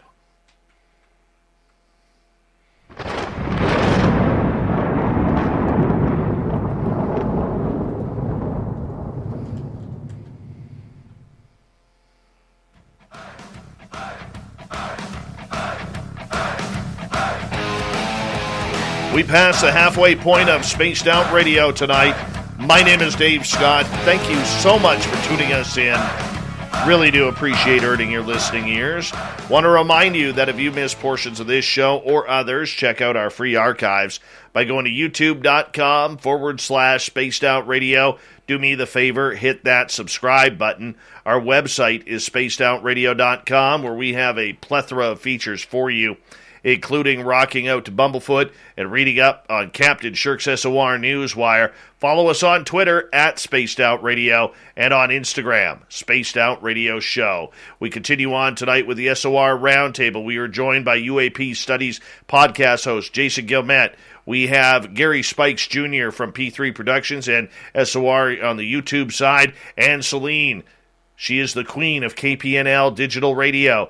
And from the Unbiased UFO Report, Stetson John Hudson is with us. And we're going to continue on talking here about fakers and hoaxers who are out there getting a lot of press. Now, earlier on, we were talking about the experiencers out there, but there are a lot of people out there who are trying to pull the wool over people's eyes in order to try and gain more television time, more conferences, more book deals, more podcasts, whatever it may be, in order to try and get their name out there. This has always been a problem in this field because people, when you have no education, no foundation, no nothing, this is always something that we can look at as a problem that is going to stay here for a long, long time in this field.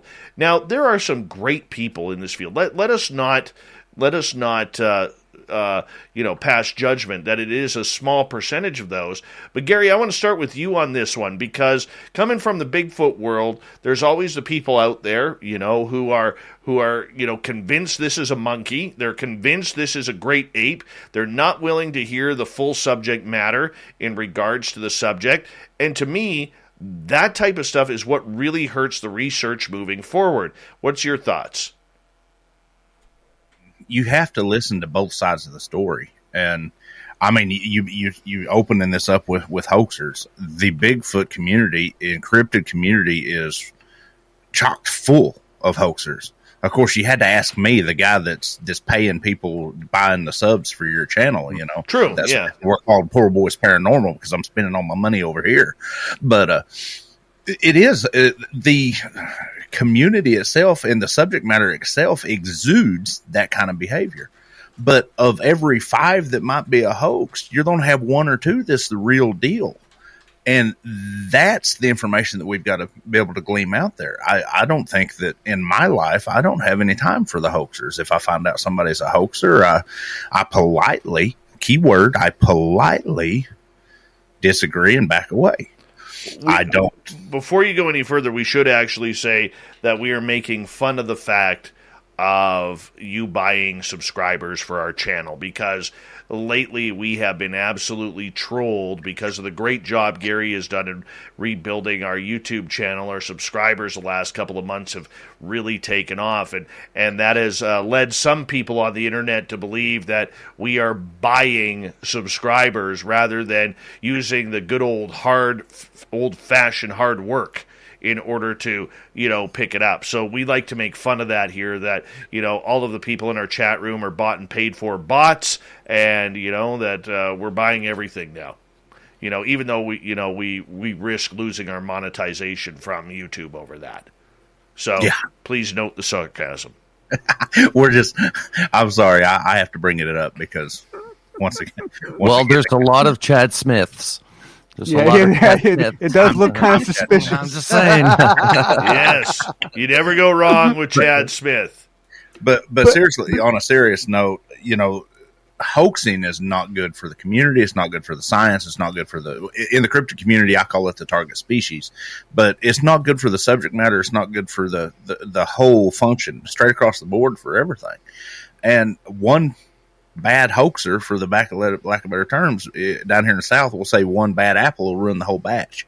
And it will. And that might be where we're getting some of these folks that are ripping experiencers apart, is because of these hoaxers, because they're afraid of the damage they're going to do. But the challenge is that you said that you like to I mean, any of us in any field we're in, you like to fast fail the things that are obviously not quality, right? They're not what you need.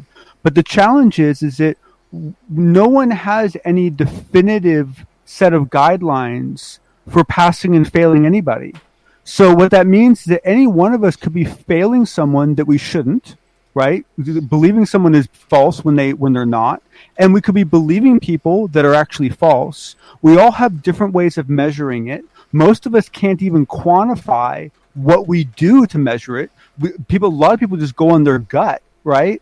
And everyone's got different instincts, and this is ugly, right? I mean, if you don't know what's going on, like this is a nasty pool to jump into, because you don't want to be if you have no way of doing it, if you have no way of deciding who's false and who's true, then you could end up wasting a bunch of time learning from people that are making it up, which happens all the time. Agreed. But some people go out of their way. You can tell, like even Stan Romanek, if we can talk about that gentleman.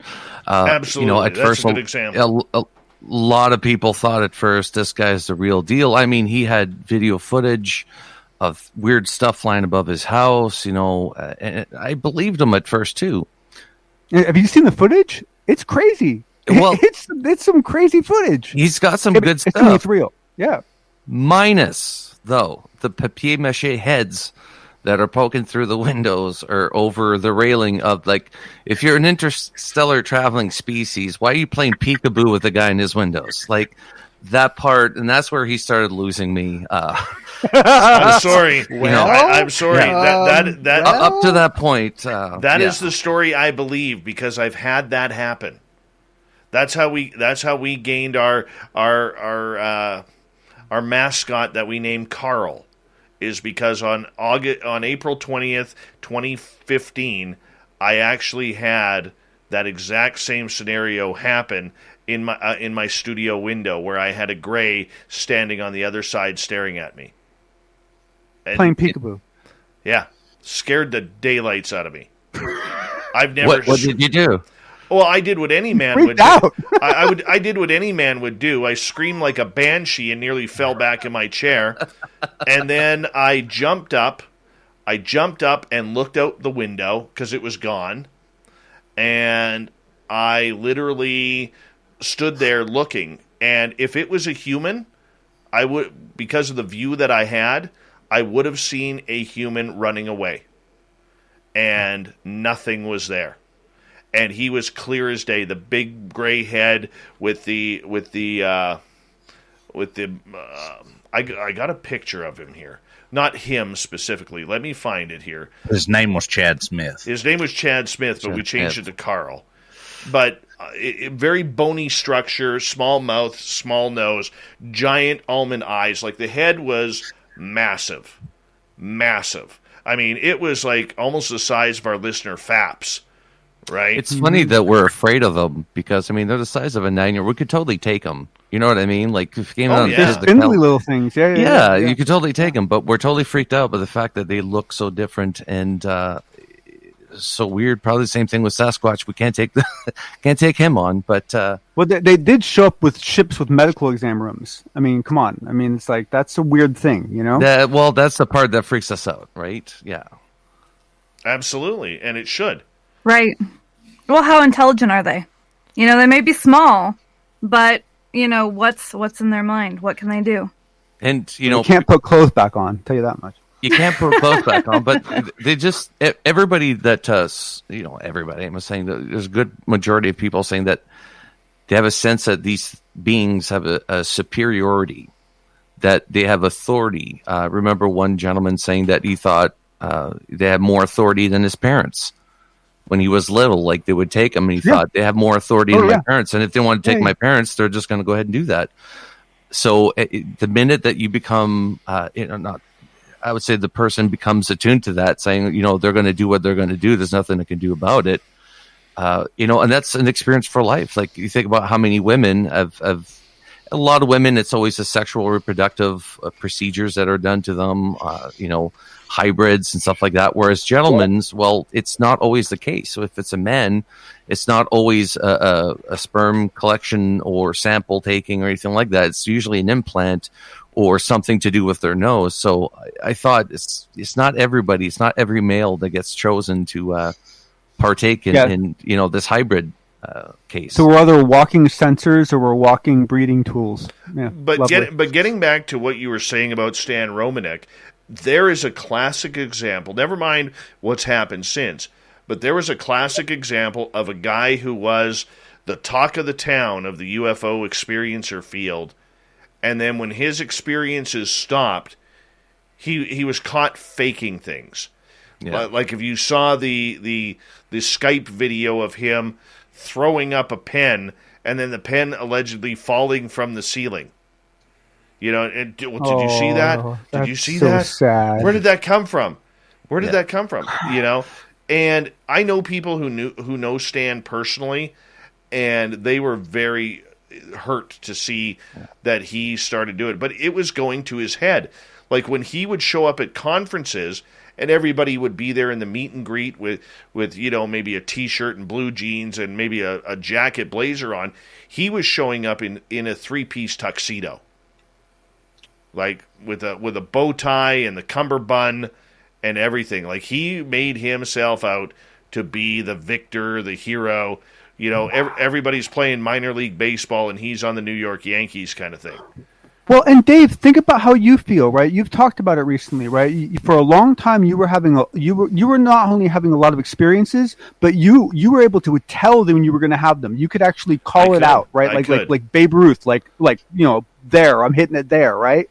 And then it stopped. Yeah. Right? Absolutely. It's hard. I can't imagine how hard it must be. That must be really, really hard. It really, you know what, John? It really sucks because you want to be able to have the experience. You want to be able to have them continue, right? Like, for instance, if I were to see that UFO on the ground again that kicked things off for me, this time I would walk over to it. If I were to see that alien in the forest with Samantha Mowat again, I would walk with her because she wanted to go over there and see them. And she was on her way and I begged her not to go. Right? But I would change that in a heartbeat. In a heartbeat now. And that's the issue. And you recently had some incredible experiences on a recent trip.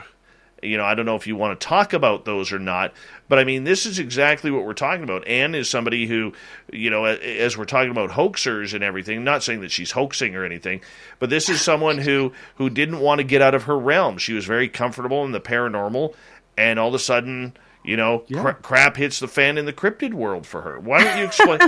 why don't you explain what happened? Yeah. I really love to do the paranormal investigations. You've got your EMF readers, you've got the Estes method, you're, getting responses, and it's amazing. Well, I had went on a trip to Ohio recently. This was a couple weeks ago. And it took me a couple days to be able to talk about it. So we had been doing some ghost investigations at this one location, and there seemed to be stuff coming through that seemed like it was attached to the land.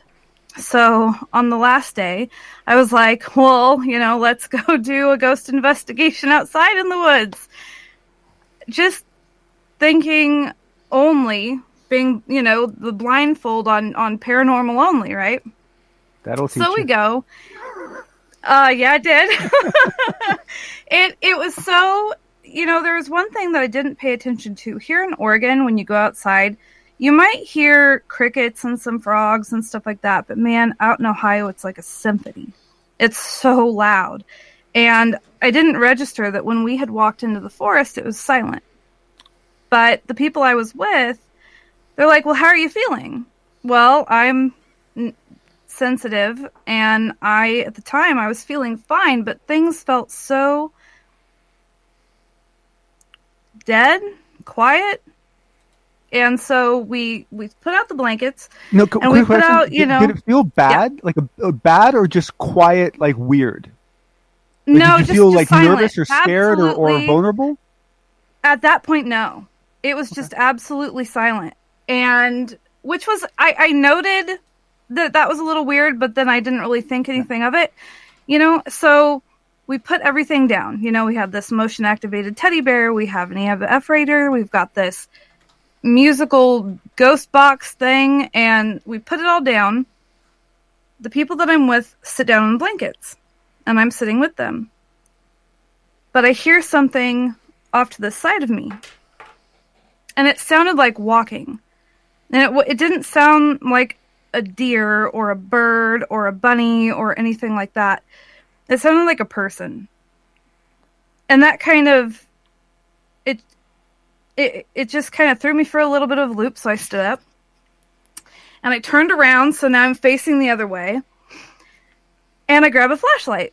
So we had drove in on this little off-road vehicle, and we had parked it at the mouth of the woods where we had come in. So now I'm facing this way. That was behind me, so now I'm facing that way. I have the flashlight, and I'm pointing it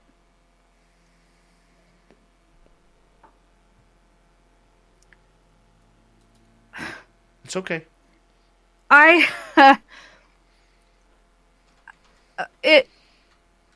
It looked like you've got some, like, here there's a tree, and you've got your head and your shoulder, and you've got the arm around the tree. But there was no, and it was just barely out of the flashlight light. And I thought, sure, I need my glasses. I have an overactive imagination. I'm being weird. I'm being a wiener. This is what it is, So then I shine the light other places, and then I put it down, and they're asking me, "Are you okay?" And I'm just like, "Yeah, I'm fine." Because you don't look okay. Yeah, no, I didn't. Oh my gosh. Well, then all of a sudden, out of nowhere, it's silent, right? And just smack. Like an open-handed smack on the side of the gator that we had, come in on. And at that moment, I was just done. And I'm just standing there. And they're like, "Are you okay?" And I'm like, No, I'm not. We gotta go. I just want to go out to the field. Just take me to the field, and it'll be fine. So we walk out. We get in the gator. We go out to the field. We're sitting there, and I'm like, okay, I'm good. I'm fine. This is good. All right. So we put everything down, and the person that I'm with decides to play the Ohio Howl. That it's like a 1994 recording. With MailChimp, you get more than a URL. You get an all-in-one marketing platform to help drive sales. With things like data-driven recommendations and powerful automation tools. Get started today at MailChimp.com/smartmarketing. MailChimp, built for growing businesses. If you're a State Farm customer affected by the recent hurricane and need to submit a claim, go to statefarm.com, call 1-800-SF-CLAIM, download the State Farm mobile app, or contact your local State Farm agent. With one of the industry's largest catastrophe response teams, State Farm and your agent are ready to help. Go to statefarm.com to start your claim. Like a good neighbor, State Farm is there.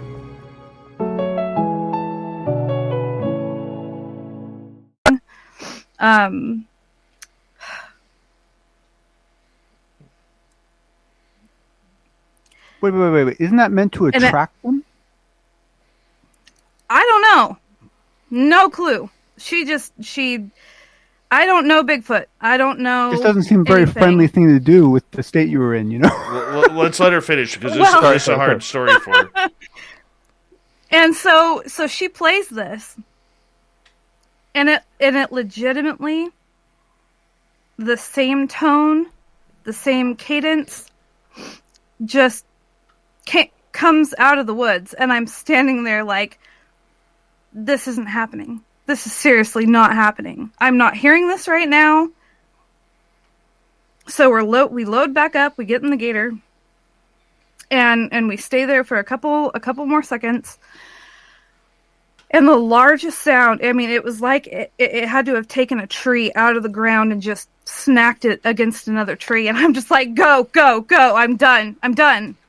And, you know, so they got it started, and we drove back down. And that, I mean, that's only of the story, but it threw me for such a loop. I called Dave, and I was just, I mean, almost in tears on the first, I think it was the second day I'd gotten back.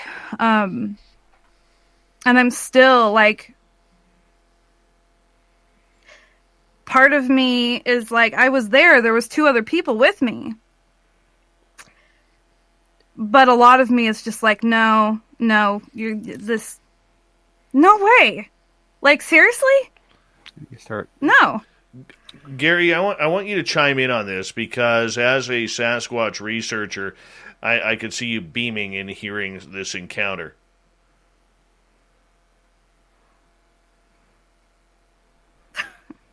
Your mute's on, Gary. Muted. I try to keep it quiet for y'all. The area that she's in and everything she's leading right into this has got all the little subtle innuendos of my own personal experiences of reports that we've taken over the years. Definitely, I wouldn't have blasted the Ohio howls in that area at that time. I mean, just hearing it alone when you're out there and you experience it, that's eerie enough. But then to get the answer back, yeah, I'd be, even as much as I've done this, I would be exit stage left even. But now the slap on the side of see, that's another thing too, is it's almost like we have paranormal and Sasquatch, or the paranormal Sasquatch. Which one is it? But the slap on the side of the side by side without being able to see nothing, cloaking Sasquatch, maybe, we don't know. I have never heard the Ohio howls ever. Do you want to? Well, we're going to right now, because okay. I was going to say I've got them. I'm going to share it right now, and we got to hear this. So hopefully you guys will be able to hear it when we put it on. I don't know if this is going to work or not, so hopefully it does. I'm going to unmute.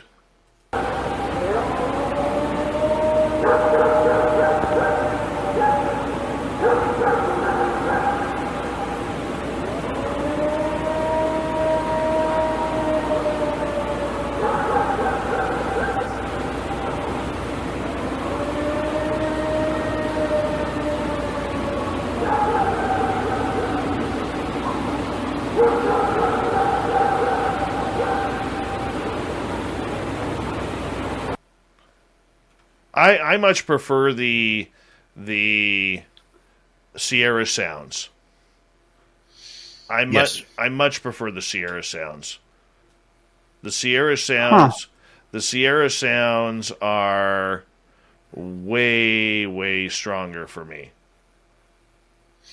Yeah, but 2 total different situations, 2 total different geographical areas, could be even different, subspecies. We don't know, but they're both pretty prolific. I mean, all the sounds are.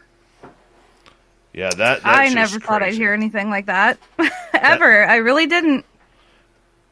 Jason, Jason, you got to get into the mountains of Chilliwack, some of your fear, right? Or not fear, but some of your whatever it was causing you to want to leave. Okay. Yeah. Can you dissect it at all to determine whether, like, how much of it was the drastic, uncomfortable nature of the juxtaposition between what you thought was real and what you were seeing, right? So just that break in reality that you were now having to somehow remesh, and that was just horribly an uncomfortable thing. And how much of it was you actually being fearful that your body might get harmed? Gosh, I mean, when I was standing there and when I was looking at whatever this could have been, if there was something really there, it was that break in my reality and what I felt was real, and that was very. At that point, and hold that thought. Hold that thought. We're going to go to break at the top of the hour. We got 1 hour left with the SOR Round Table. We're going to continue with Bigfoot next.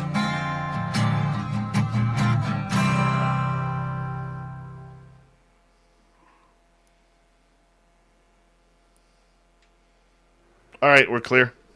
How long ago did this happen? 2 weeks. Oh, man, you're fresh. That's crazy. Well, see, the big thing too is, like, you're okay when you think that it's your mind playing tricks on you. Yeah, you're afraid, but you know, at that point, I was like, this is in my head. So it was when we got out to the field and we actually heard that back, and we had just been in there and we physically, all of us heard it, especially the large tree ripping, cracking, smashing, whatever. Now you've got other people that are experiencing this too, and you cannot explain this away. You cannot say that it's you. And at that point, yeah, I didn't want to die. Right. Well, I was scared. This is kind of what Merle and I heard in the forest in 2018 up here.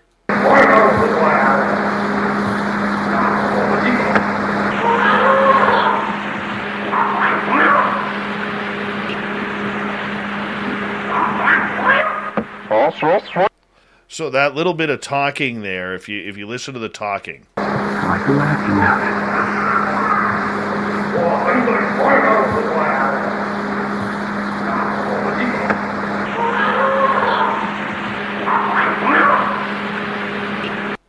That's what we heard. I'll tell you. No. I did. I want every time we talk Sasquatch at night, there's nothing more that I want to do after the show than to go into the forest. Seriously? Oh, yeah.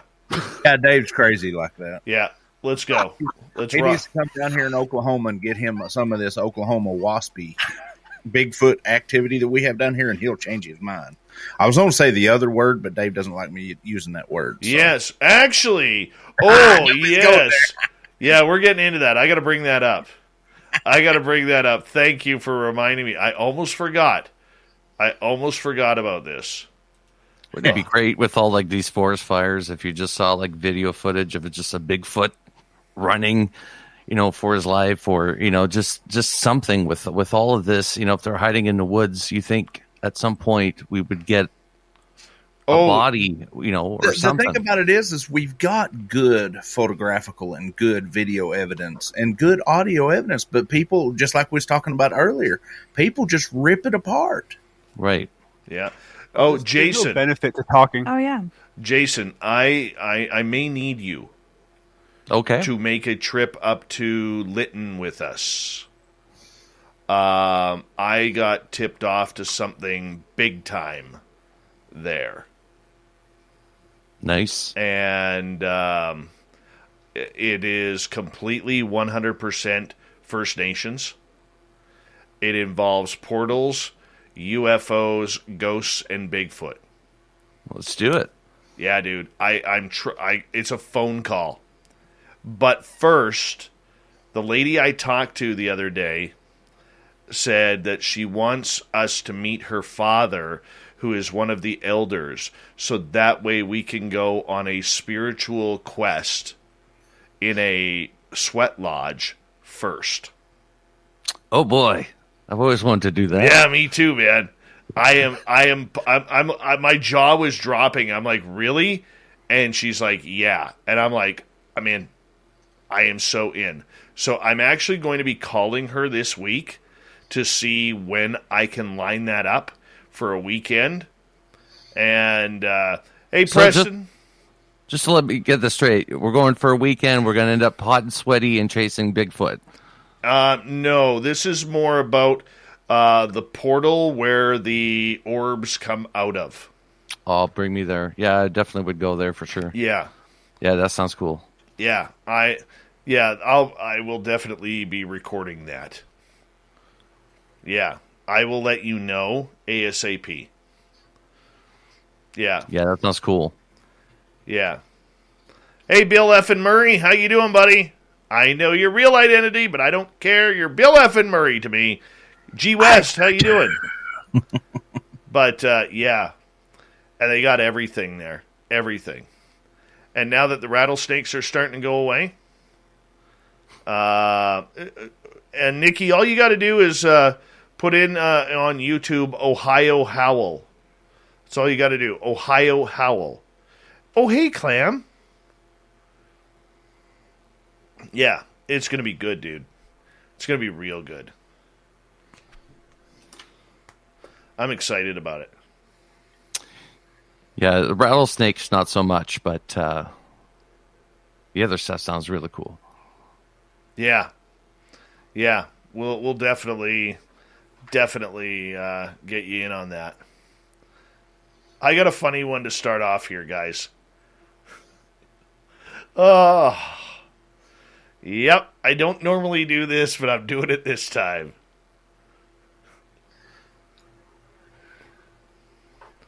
No, we're not going to record the ceremony. The sweat, you can't bring cameras in. Nope. Nothing. We're not doing that. But cameras working there.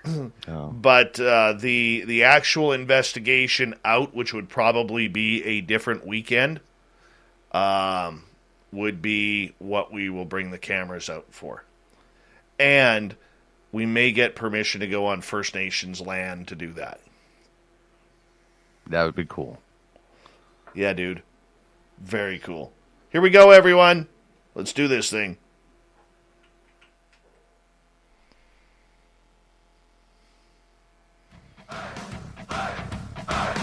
Would you like to connect with us? Head to spacedoutradio.com for all your latest show info. Now, back to Dave Scott and SOR. Kicking off the third and final hour of Spaced Out Radio tonight. My name is Dave Scott. Thank you so much for joining us. We really do appreciate earning your listening ears wherever you are on this beautiful planet we call Earth. Want to say hello to everyone listening in on our terrestrial affiliates around North America and digitally on TalkStream Live, Revolution Radio, and KPNL. All of our archives are free by going to youtube.com/Spaced Out Radio. Do old Davey the favor, hit that subscribe button. The Desert Clam has set the password for tonight in the SOR Space Travelers Club. Icoruscent. Icoruscent is your password. Use it wisely, Space Travelers, as the Clam sets the password each and every night right here on Spaced Out Radio. Our website is spacedoutradio.com, where we have a plethora of features for you, including rocking out to Bumblefoot and reading up on Captain Shirk's SOR Newswire. Follow us on Twitter at Spaced Out Radio and on Instagram, Spaced Out Radio Show. We continue on with the round table tonight. Jason Gilmet from the UAP Studies Podcast. Lady Ann Celine, owner of KPNL Digital Radio, where we broadcast. From the Unbiased UFO Report, John Hudson. And from P3 Productions, Bigfoot researcher Gary Spikes Jr., who also handles our YouTube channel. Everyone, thank you so much for coming back. I got to say this. Now, normally I'm pretty snarky on our YouTube channel in the comments. So if somebody snarks me, usually I will snark back. But this comment made me laugh a little bit because if anybody knows me and has listened to this show for a long time, you'll know I'm not a very cocky person. I'm not a very arrogant person.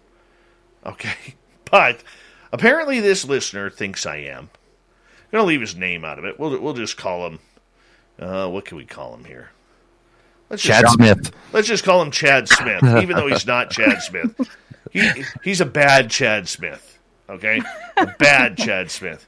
So he types out, what really annoys me about Dave Scott is his opinion on people who call Sasquatch Squatch.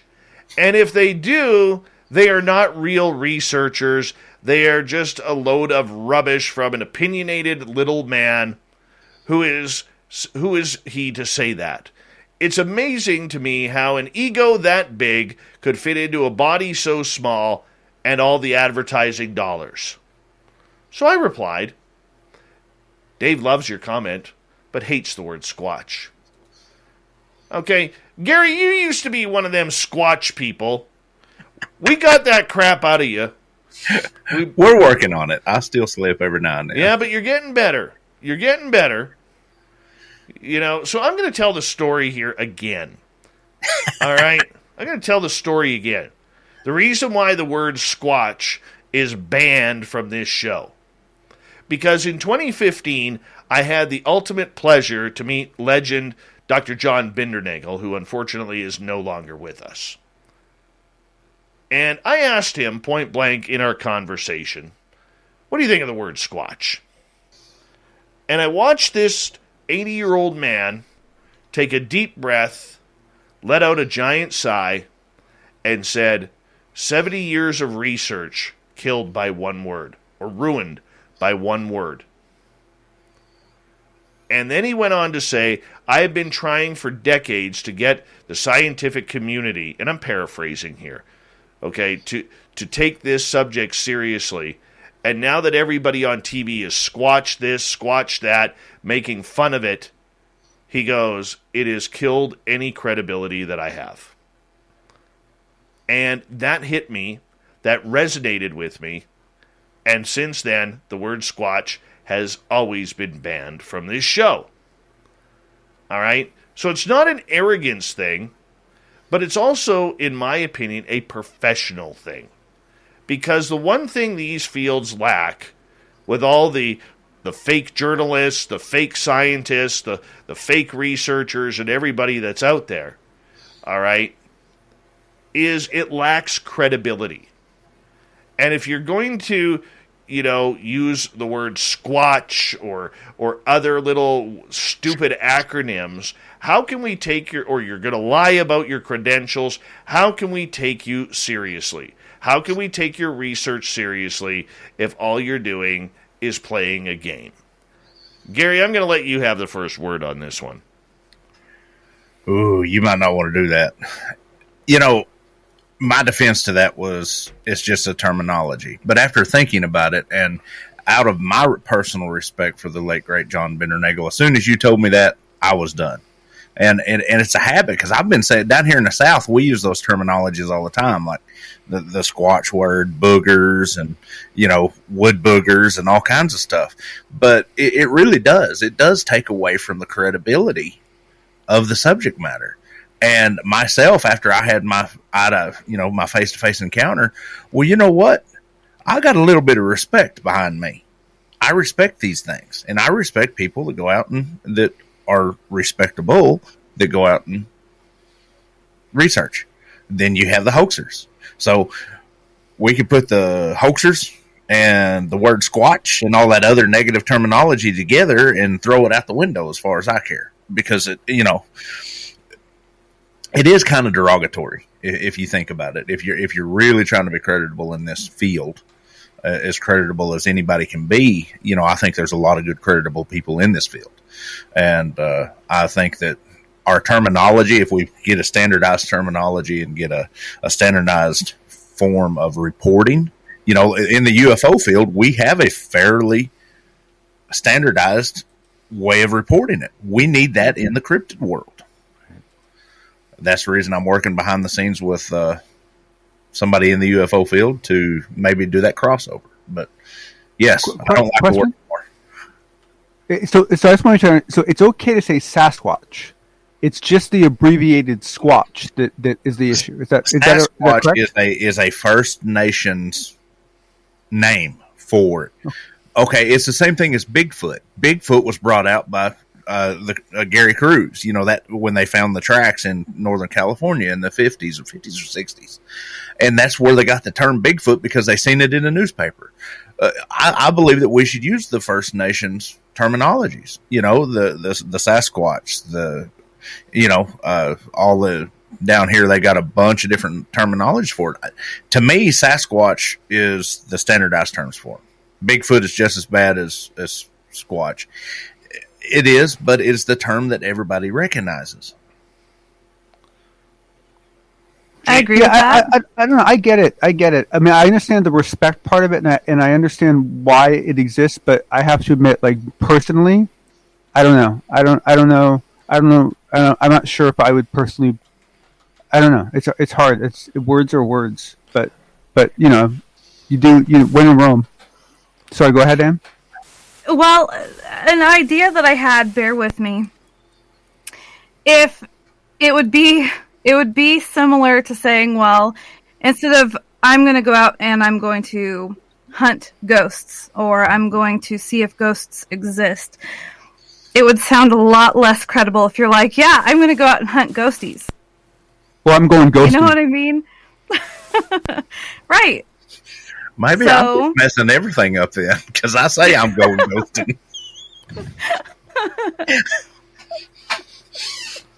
Jason, what's your call?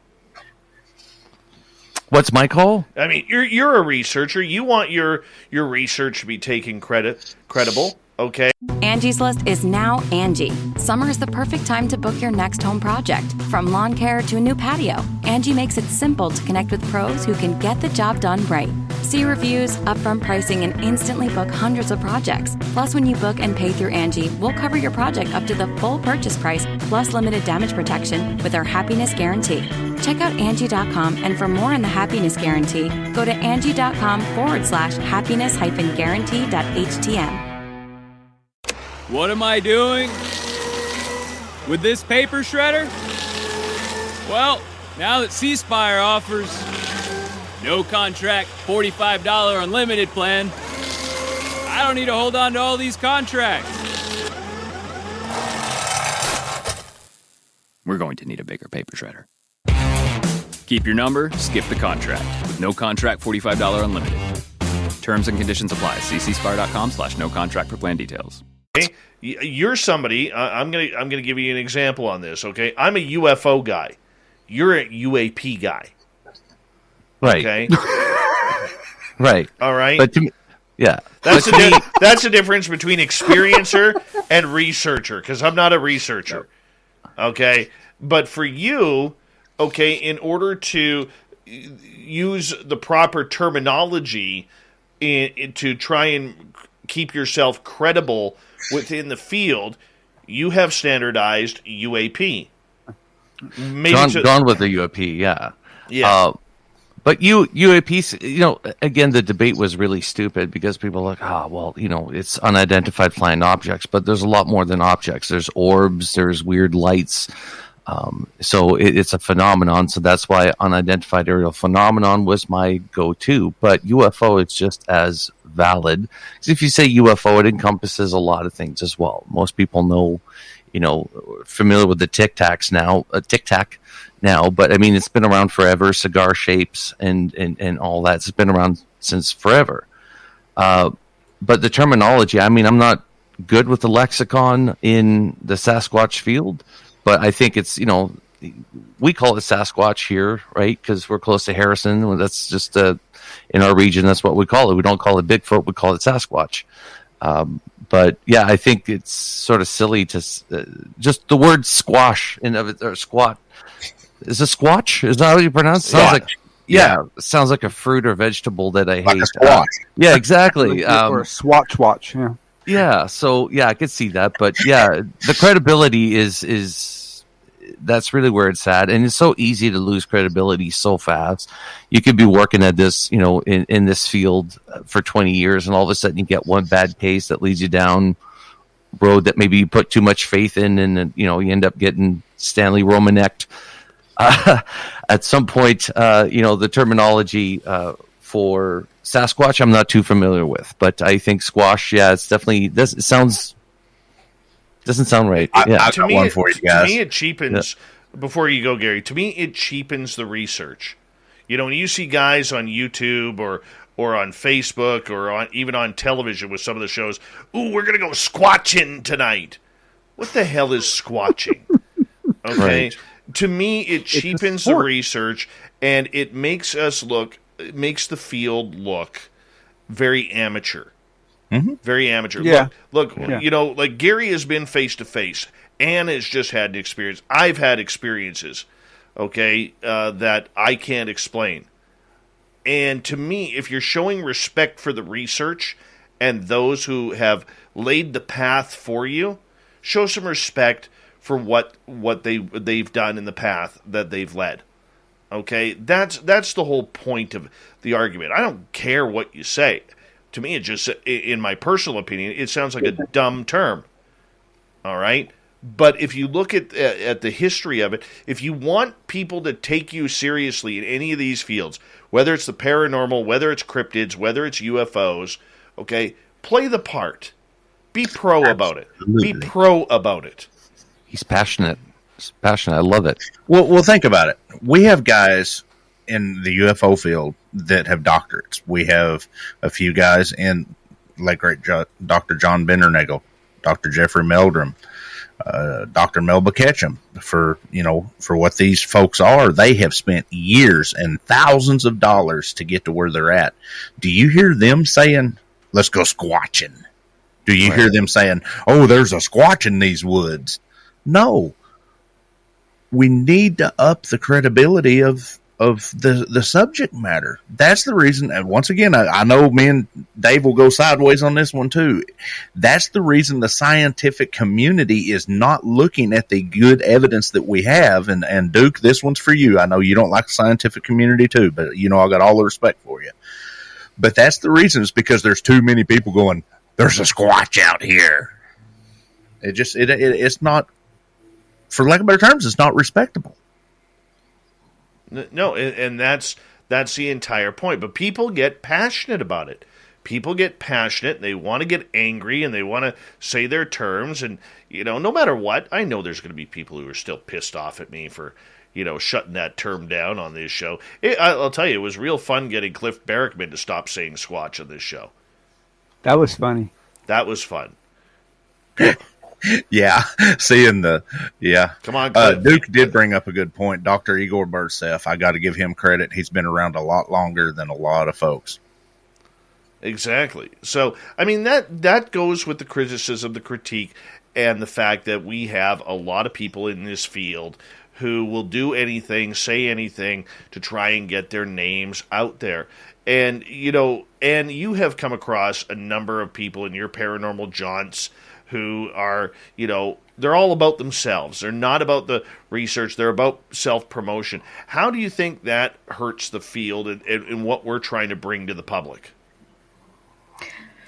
Gosh, well, it's really hard because I know for me that there are certain people that I need to stay away from. If I want the Caravan or KPNL to be something that is healing, something that is bringing in research, something that is credible, I can bring somebody on that is a hoaxer, is a fake, and it can ruin me. It can ruin everything that I've worked for, just like what you guys were talking about. Mm-hmm.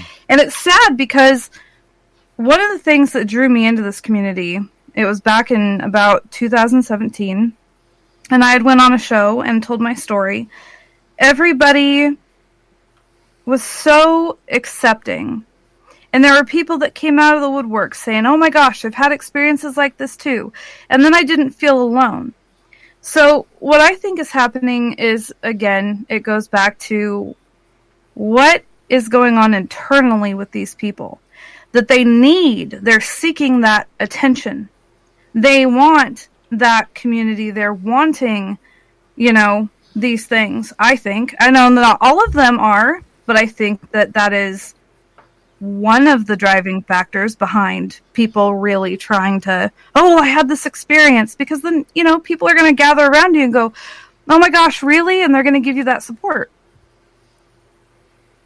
I can see that. Jay, you wanted to say something? No, I was just listening in. I totally agree with her. Your reputation could be shot so fast by just believing or having the wrong person on. I mean, this subject is, whether it's Sasquatch, UFOs, or ghosts, is already taboo with a lot of people, already sort of not taken seriously. That, it doesn't take much for credibility to get shot down, or even haters. I mean, my podcast hasn't been that long, but I already had, a couple of hate mails, and, welcome. Yeah, you're welcome. Congratulations. Yeah, welcome. Yeah, thank you so much. I'm really enjoying it. You're making it. Yeah, I'm making it. Yeah, well, you got a couple of trolls, you're doing good. But yeah, it doesn't take much to use credibility, and some people just don't care about what it is that you had to say to begin with, so they're just waiting for anything to. I mean, Lou Elizondo, we are talking about him.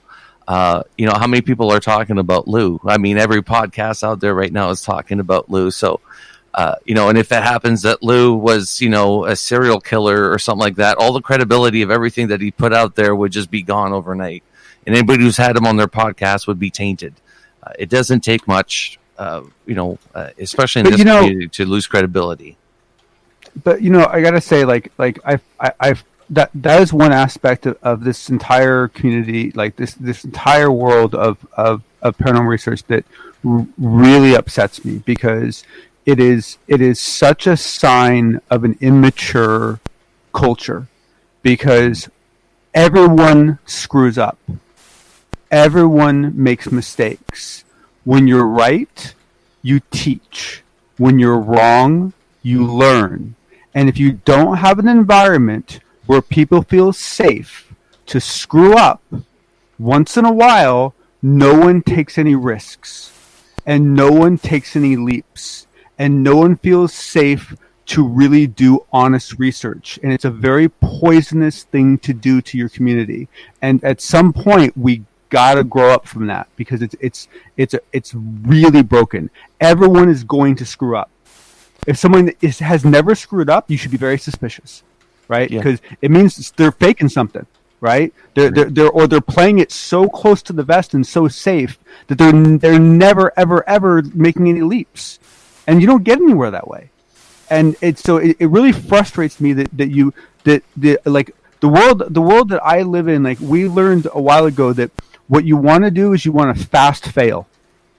That's really what you want to do. What really hurts you is waiting too long to make decisions and to fail things out. You're better off making decisions early. You're better off making the wrong decision early and adapting to it later. You want to fast fail things, and you don't want to be afraid of failure. Being afraid of failure is a guarantee of bad data, and it's very frustrating. But you know what, John? Just to kind of add to that, though, this is one of the only paradigms and fields that you can get into where you can create your own character. Okay?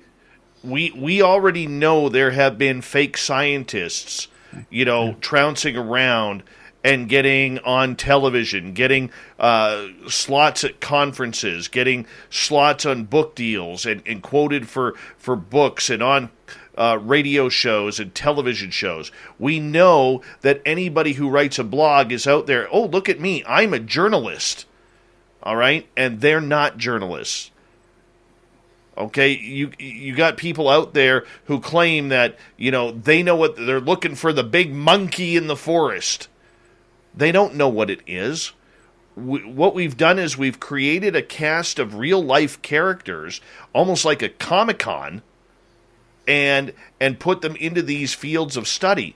That has ruined the credibility of those who are trying to get the true message out, whether they're experiencers, whether they're scientists like Dr. Bob McGuire or Dr. Jeffrey Meldrum or people like that, okay, whether they are anybody of any type of source or credibility. It's much like the ghost hunting shows on television where, they put up the music so loud and then you hear the people on TV, what was that? What was that? What was that? Well, we couldn't hear it because the TV show put the damn music on too loud. So what was that? That's one of the reasons why I stopped watching the shows. But this is a field, as we got about 90 seconds left, where you can create anything that you want and no one questions you. I had a gentleman steal one of my radio programs, okay, a snippet from one of my radio shows, and put it on his monetized channel. And when I gave him a YouTube strike for that, he tried to destroy me on social media and my reputation for him stealing my product, which says at the end of every show, we state the show is copyright by Spaced Out Radio and SOR Media Ventures Limited. If that person had come up to me and said, hey, Dave, can I use this clip? Sure, not a problem. But you're not making money off of my work to put on your channel where people are going to view that. And he had like 1,800 views on that video. Sure, it's worth about 23 cents, but that's 23 cents that he made off of me. And that's what I'm talking about here when it comes down to it, is in this field, you can be anything that you want because nobody holds you to accountability. Jason, you got the final word. Oh, final word. I think it's true. There's no accountability because there's no really... there's no format. There's groups and all that. But any one of us taking, a shot at this, whether it's investing in Bigfoot or UFOs, it's a solo job, and there's no guidelines. But yes, there's a lot of frauds and a lot of people making money off of this as well, which is, you can make money if you wrote a book and it's selling well. I'm okay with that. But Absolutely. saying, hey, come to my house and we'll charge you $6,000. I want you to hold on to that thought because we'll be back with the final half hour of the SOR Round Table. Jason Gilman, John Hudson, Gary Spikes Jr., and Ann Celine. Great panel tonight. Brilliant discussion. And the final half hour of Spaced Out Radio next.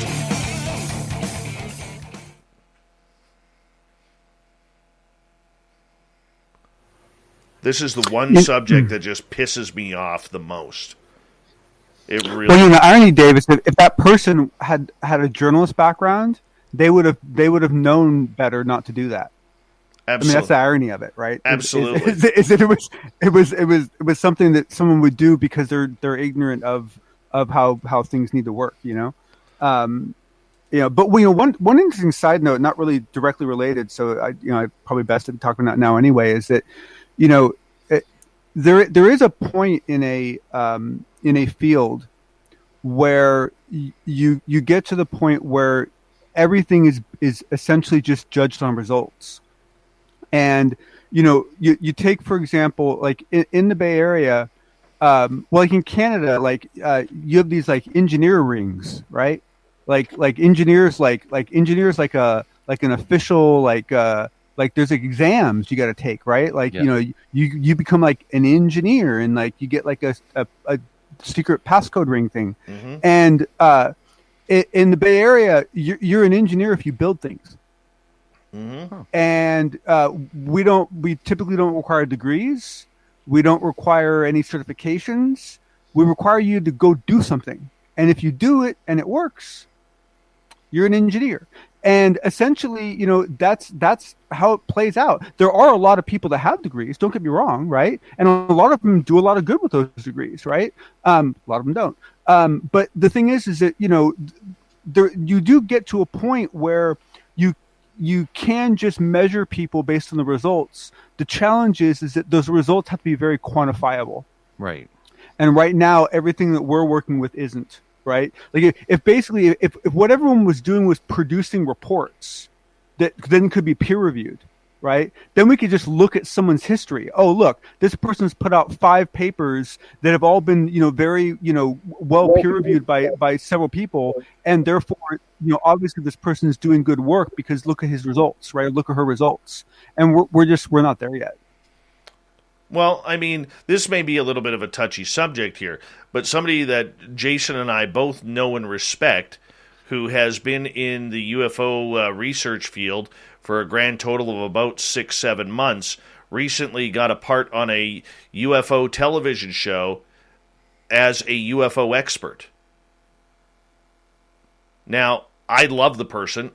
I think this person is brilliant, all right? But I can think of a lot of other people, no offense to this person, I can think of a lot of other people who are more deserving of an opportunity to land a television gig to get their research out there than someone who has been in for 6 months.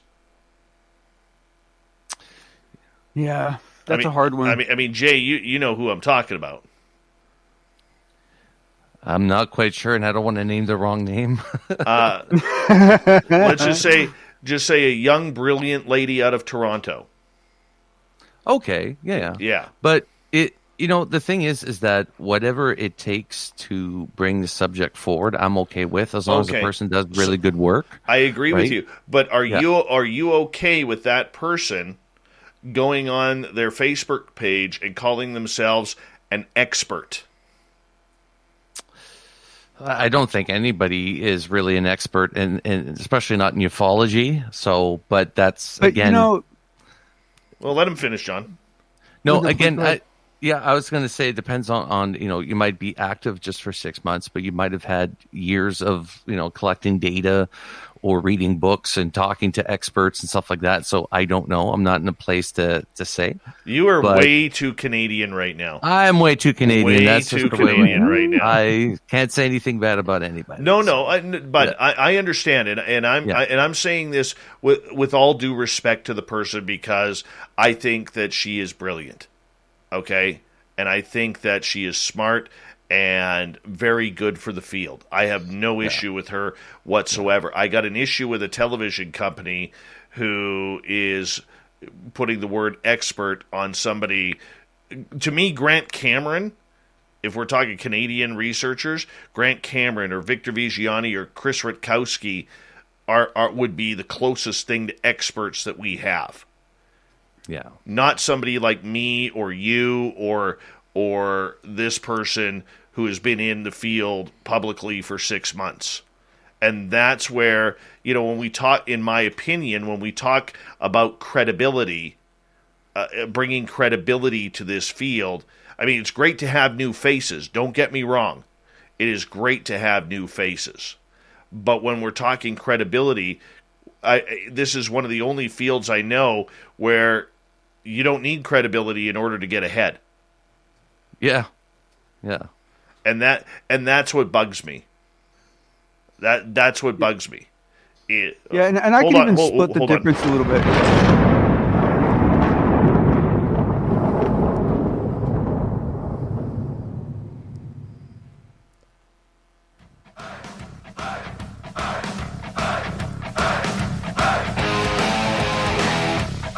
We've rounded third. We're heading for home tonight on Spaced Out Radio. My name is Dave Scott. Thank you so much for taking the time to join us. We really do appreciate earning your listening ears. Want to remind you that if you've missed most of this show or others, check out our free archives by going to youtube.com/Spaced Out Radio.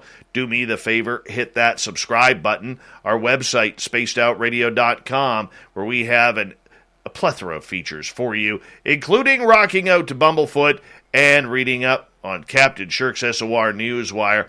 Follow us on Twitter @Spaced Out Radio and on Instagram, Spaced Out Radio Show. For the final time tonight, we introduce our panel of great voices when it comes to the SOR Round Table tonight. John Hudson from the Unbiased UFO Report. We got Jason Guillemette from UAP Studies Podcast. We have Ann Celine from KPNL Digital Radio. And, of course, Gary Spikes Jr., Fu Manchu connoisseur, as well as Sasquatch investigator and the leader of our YouTube team here on Spaced Out Radio. So, credibility. Right before the break, we were talking about people making it, saying whatever they can in order to make themselves better in this field, because there are no rules in the anarchic realm of the paranormal umbrella. So where do Hello, it's Congressman Stephen Palazzo here to invite you to my annual Academy Day. Each year I have the privilege of nominating high school seniors to the U.S. Service Academies so they can begin their military service careers. All high school students in Mississippi's 4th Congressional District are invited to join me September 4th from 8 to 11 a.m. We will be hosting the event virtually this year and will meet via Zoom.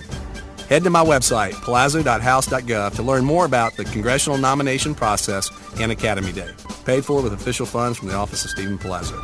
With MailChimp, you get more than a URL. You get an all-in-one marketing platform to help drive sales. With things like data-driven recommendations and powerful automation tools. Get started today at MailChimp.com/smartmarketing. MailChimp, built for growing businesses. We stand on credibility, Jason. I'm going to start with you on this one, because if you can make up your title, if you can make up your research, you can make up, who you are, how are we supposed to grow the field if everything's made up? Good point. And we need something more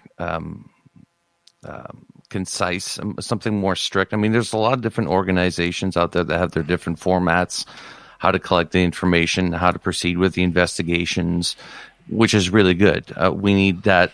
But there's no, we were talking about ufology. Usually when something ends in ology, you went to school for it, right? You have some sort of degree to show for it. And, I could sit here all day long, call myself a ufologist, but that title means nothing. Because at the end of the day, it's like, well, what is it that you do? Well, a lot of my investigation is not field work. I sit at a computer and I could, look at what the star system satellites were above your head. Was it an airplane that you saw? As far be it from me being out in the field all the time. Like if I get a MUFON report from Alberta, I'm not going to go to Alberta to investigate it, right? So there's a lot of images that we have in our heads of what makes up a ufologist. And again, ufologists, I use that term lightly because I don't count myself as a ufologist, as somebody interested in UAPs, right? But the reputation is like, I've seen some people that really started off with really great careers and somehow it just burnt out, or they started drinking Kool-Aid that they really shouldn't have started drinking because, they fell down some rabbit holes that just, where did these people end up? I'm afraid of doing that myself, of just believing something, wholeheartedly and falling down the trap. I would say credibility in this field is hard to maintain to begin with. It's hard to get to begin with, and it's hard to maintain once you have it. And I understand that, and I think that's smart. John, you want to comment? Well, no. I think I honestly, I think the whole topic's just it's really, really hard because what we're talking about is a bunch of issues that are actually human issues. They're not even related to the field. They're very, very human issues that we have that in every other field we've developed things to fix. Right. I mean, in every other field we have things. I mean, you take what I mentioned during the break. That in the Bay Area you don't have to have a degree to be an engineer, but you have to have produced something of quality, and you have to usually produce something of quality with some consistency, right? I mean, like, you're measured by your output, and you take this field, and there's certainly no standard output. There is even very little real output. I mean, most of the output in this field comes down to PowerPoint presentations and books. That's pretty much all that gets produced as a physical thing that you can put your hands on, right? And so you can't measure people that way. There's no associative authority. There's no standards organization. Like in computer science, we have many standards. I'm very involved in the IETF. We design all the protocols that define how the internet works, right? And you don't have to be of any credentials to participate in the IETF, but you got to do something. You got to give. You got to produce something. You got to have results, right? And we're just not a field that has any results, and so we make it really hard to measure ourselves in any quantitative way. And a lot of that is due to the nature of the field, unfortunately. And so it's a lot of this is very they're very challenging problems to solve. We're going to change subjects here a little bit because one of the big arguments this past month has been charging money. Okay? Money. It all comes down to money. And there was a UFO conference about a week and a half ago that was charging up to $250 per ticket for a virtual conference. And we had both Daniel Sheehan and Mark Sims on this show talking about the conference. And, you know, I'm a firm believer because Spaced Out Radio is a business. It's not something that we do for fun here. It's a business. And I have no problem with people making money off of something they love. I have no problem with a baseball player making $25 million a year because they're the best left-handed pitcher in the league. I have no problem with LeBron James, who will probably end his career as a billionaire. I have no problem with hockey players making money, or people if they wanted to grow up to be a doctor and they're making a ton of money off of being a doctor. Nobody says, I don't understand where in this field, Anne, that people say that because this is the paranormal, we're not allowed to make money off of our podcasts or our books or off our showing up at conferences or anything like that. Like, where did this come from? I don't know, that this part is definitely new for me. I mean, KPNL's been on air for about a year now, and I definitely have seen two camps where there's half of the people they say they'll never charge, and then there's the other half that make it into a business, and it's respectable and it's growing wonderfully. I don't think that there's anything wrong with making this into your business, and being able to do your passion and make money off of it is a gift, in my opinion. And it depends on. Go ahead. Oh, please sorry, go ahead. I was going to say it depends on what what the money's being spent on. Because if it's saying, hey, if you want information, you need to pay, right? That's different. Because then that's withholding information for momentary gains, which is not good. What I don't like is there are cases where people are being charged a ridiculous sum of money to be taken out at night and being told that they're seeing something. Some of them believe it. Some believe, most of them believe it. But it's like, it's just Stephen Greer. I love him. I think he did some good stuff in the past, but now he's charging people ridiculous sums of money to take them out to fields and take pictures of.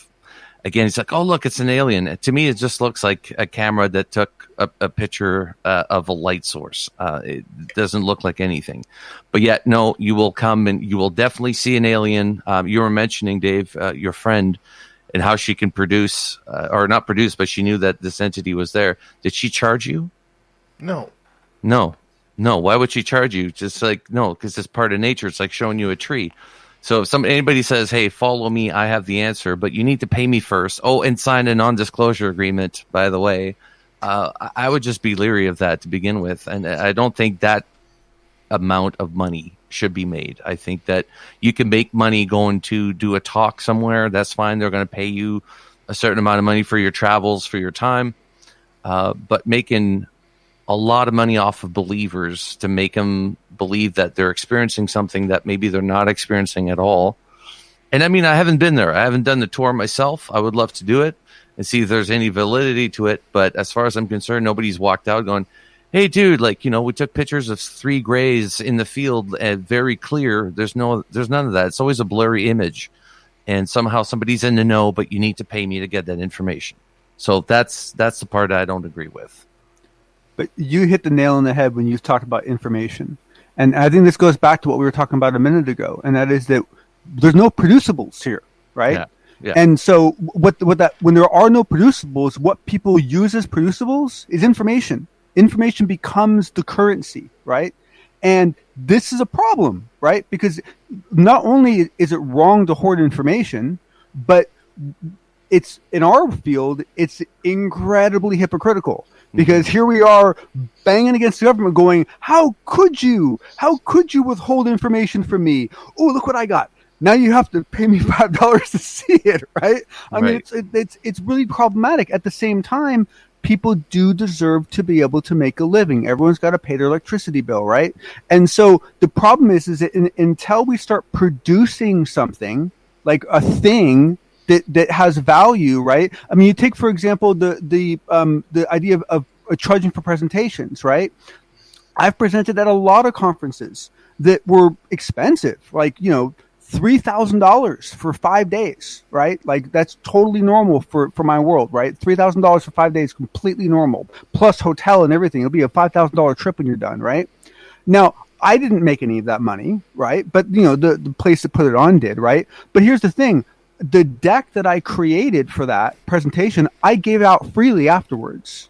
I wouldn't give it beforehand, but I'll give it out freely afterwards. If I can, I'll film it and I'll put it up on YouTube afterwards. So what you're paying for is being there physically when I delivered it, right? That's what you're paying for. So what you're paying for is essentially my, in theory, a skill as an orator or whatever you want to call it, right? Or the ability to ask me questions or dialogue with me while I'm giving the presentation.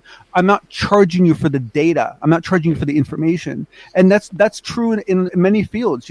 Anyone can download a patent, right? But if you want the product that the patent was built with, that costs money, right? Right. And so until we start making something, and there are some examples, but even people who write books, it really depends on the book, right? Because if you just write a book of people's interviews, I don't know if that's a product, but I would argue that what Cheryl Costa did, that's a product. That's actually a real product because there's like research behind that. Those are hard numbers, right? But other than that, there's not many examples of actual, and there's no consistency. There's no market for products. So we trade in information, and that creates all sorts of problems. Let's get Gary in here. Do you really want to do that? Well, you're kind of part of the show. I'll say it in very few simple words. I don't need to speak a whole bunch of words to say all this. If you want to sell something, make sure you got something to sell that's legitimate. Just like with you, Dave, you need a service from me. I provide you a service. We make a trade. We do what we have to do.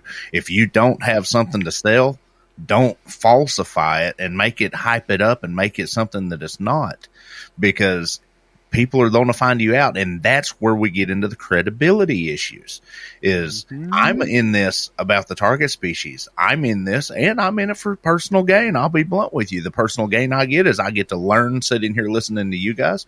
I get to get my name face out there and I get my information that I think is legitimate out there to the people that need it. Do I charge them? No, because I'm on that side of the fence. But if you have something to say, if you have something to say it. If you have something to sell, make sure that you have something legitimate to sell. Don't be 6 months in the game and say that you're the guru master hoo-hoo when you're not. Sell what you got.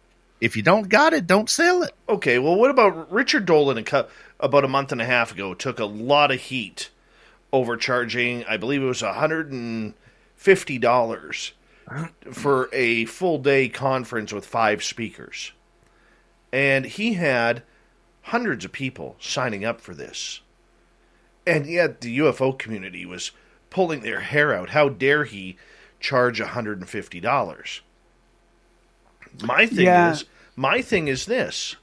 If people want to see private coverage and have a mini conference where he can make some money off of something that he loves, go for it. I'm very capitalist that way. I agree with you, what you're saying, Jason, in regards to, and Gary, that you have to have a product that the people want. Okay, blurry pictures aren't getting it done, or satellites up in the sky and claiming them as UFOs are not going to get them done. All right, so I agree with you guys on that. But at some point, we have to be able to capitalize off of what we are doing. And the money situation is ugly. Like the paranormal side of things, you are considered a bastard child in the paranormal field, and Ann can attest to this, if you charge to go into an investigation. All right. So if somebody calls you into their place of work because you have a bar that is spending, $5,000 a month on broken glasses, all right, to throw a ghost team $500 is probably nothing at this point to try and do it. But you are blasphemous if you charge money for a paranormal team, man. Yeah. No, it's true. There's a lot of, even with, so there's some historical buildings, that they do ghost investigations there. And I understand that the money per time that you go in there is to help with the upkeep of the property. And that's how they make the money. And, but it can be very expensive. And it seems a little much, and there again, too, with coming in to, like, for me, when I would do my own investigations or I would help people with stuff in their house, I never charged. That's just not what I did. But if they were talking about it, they were very on edge when it came to, well, is this going to be a charge thing? And I was just like, no, I'll just come in. And again, if you were to charge them for gas, let's say that they wanted to hire you and you charge them for gas and maybe you got to stay somewhere or eat or something, that's fine too. Making money that way is fine. Like I said, I'm totally okay with that aspect. It's just that information for money aspect that I don't like. This sort of snake oil salesman that we have within ufology and anything cryptid or ghosts, anything like that. There's a lot of snake oil salesmen, and that's what we got to be careful with, especially our money. It's like, somebody starts charging $3,000 or $600 above for what it is they're selling. Well, what am I getting for my money here, right?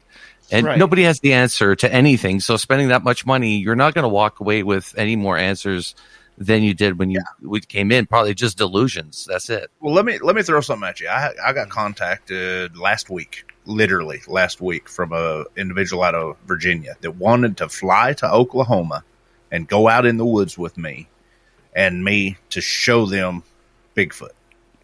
Right. How can I, and he wanted to pay me, how can I, as a independent researcher, and I say researcher or enthusiast, experiencer, however you want to do it. Now, if you want me to go out and show you how to track, I can do that because I can produce that. I can teach you this. I teach that. I teach survival. I teach all kinds of stuff. But I cannot guarantee you that I'm going to take you out in the woods and show you a Bigfoot. I have no control over that. Yeah. No, true. Same way with UFO. So I'm not going to charge you to do that. No, and that's very true, because when I ran the ghost tour at the local museum here before COVID, all right, one of the first things we would do is we'd bring everybody in, all the people who were there for the tour that night. We'd bring them into a circle. And the one thing that we would say is, look, this is a $20 donation. We charge $20 a head. This is a $20 donation that goes to the museum to help with the upkeep. We don't have anybody in any buildings that are going to jump out from behind corners and go boo. This is real hauntings. We may not hear a thing. The ghosts may not show up tonight. Okay? But if they are, we'll be able to interact with them. It's up to them. And that's the way we would do it. But we would tell everybody it as such. Absolutely. Like you can't take someone in the field and guarantee them a Sasquatch. You can't. But it's the same thing with whale watching.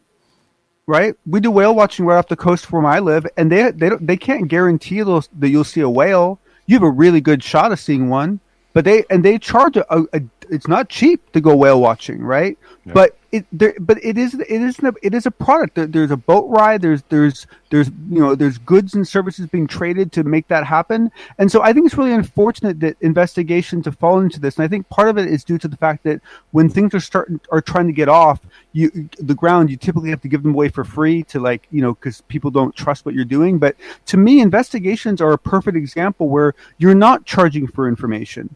In that case, you're charging for the use of information, right? Someone's paying you're paying someone because they've absorbed all that information and they're using that information to provide you a service. The problem is an exterminator can show you there's no more termites. A ghost investigator can't prove to you there's no more ghosts. Right. On that note, I'm going to have the final word here, and I'll say this. Conferences do cost money, and none of us are turning down a flight, a hotel. That money has to come from somewhere. That comes from the paid people who show up. The virtual conferences, total money grab. Total money grab. Jason Guillemette from the UAP Studies Podcast, and Celine from KPNL Digital Radio, John Hudson from the Unbiased UFO Report, and Gary Spikes Jr. from P3 Productions, Bigfoot investigator, researcher, experiencer, and from our YouTube channel. I want to say thank you guys for a wonderful and successful SOR Round Table. It has been a lot of fun having these great and differing opinions. That's why we do it. It was great debate, great conversation, and very knowledgeable. We may not have solved the world's problems, but at least we got the topics out there, and we say thank you very much to all of our listeners for tuning on in to the Round Table as well. We got Mr. Ron Bumblefoot Thal rocking in the background with Little Brother is Watching. Bumblefoot is the official music of Spaced Out Radio, rocking us in and out of every single show. Get your horns up for the guitar god himself. Special thanks to everybody listening in at home, at work, in your cars, wherever you may be. Thank you to everyone in our chat rooms tonight on YouTube, Twitch, LGAB, Revolution Radio, Spreaker, Facebook, the Space Travelers Club, and on Twitter at hashtag Spaced Out Radio.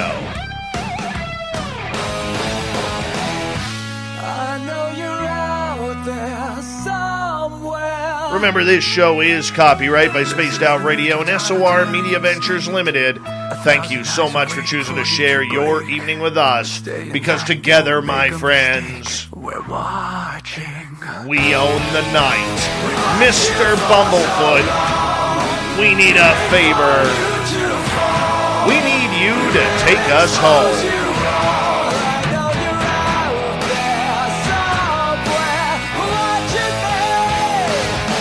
Yes, the Woo train has docked for the night. But soon, my friends, we shall ride again. Your seats are always available. Your tickets never expire. And if you want to bring a friend, if they're named Chad Smith, we'll take them too. Good night.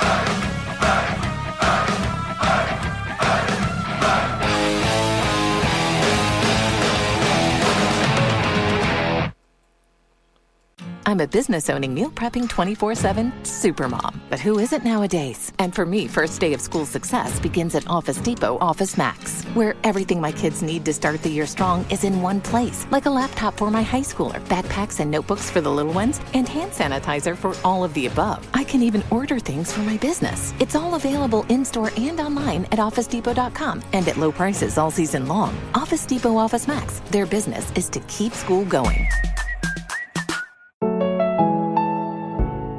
If you're a State Farm customer affected by the recent hurricane and need to submit a claim, go to statefarm.com, call 1-800-SF-CLAIM, download the State Farm mobile app, or contact your local State Farm agent. With one of the industry's largest catastrophe response teams, State Farm and your agent are ready to help. Go to statefarm.com to start your claim. Like a good neighbor, State Farm is there.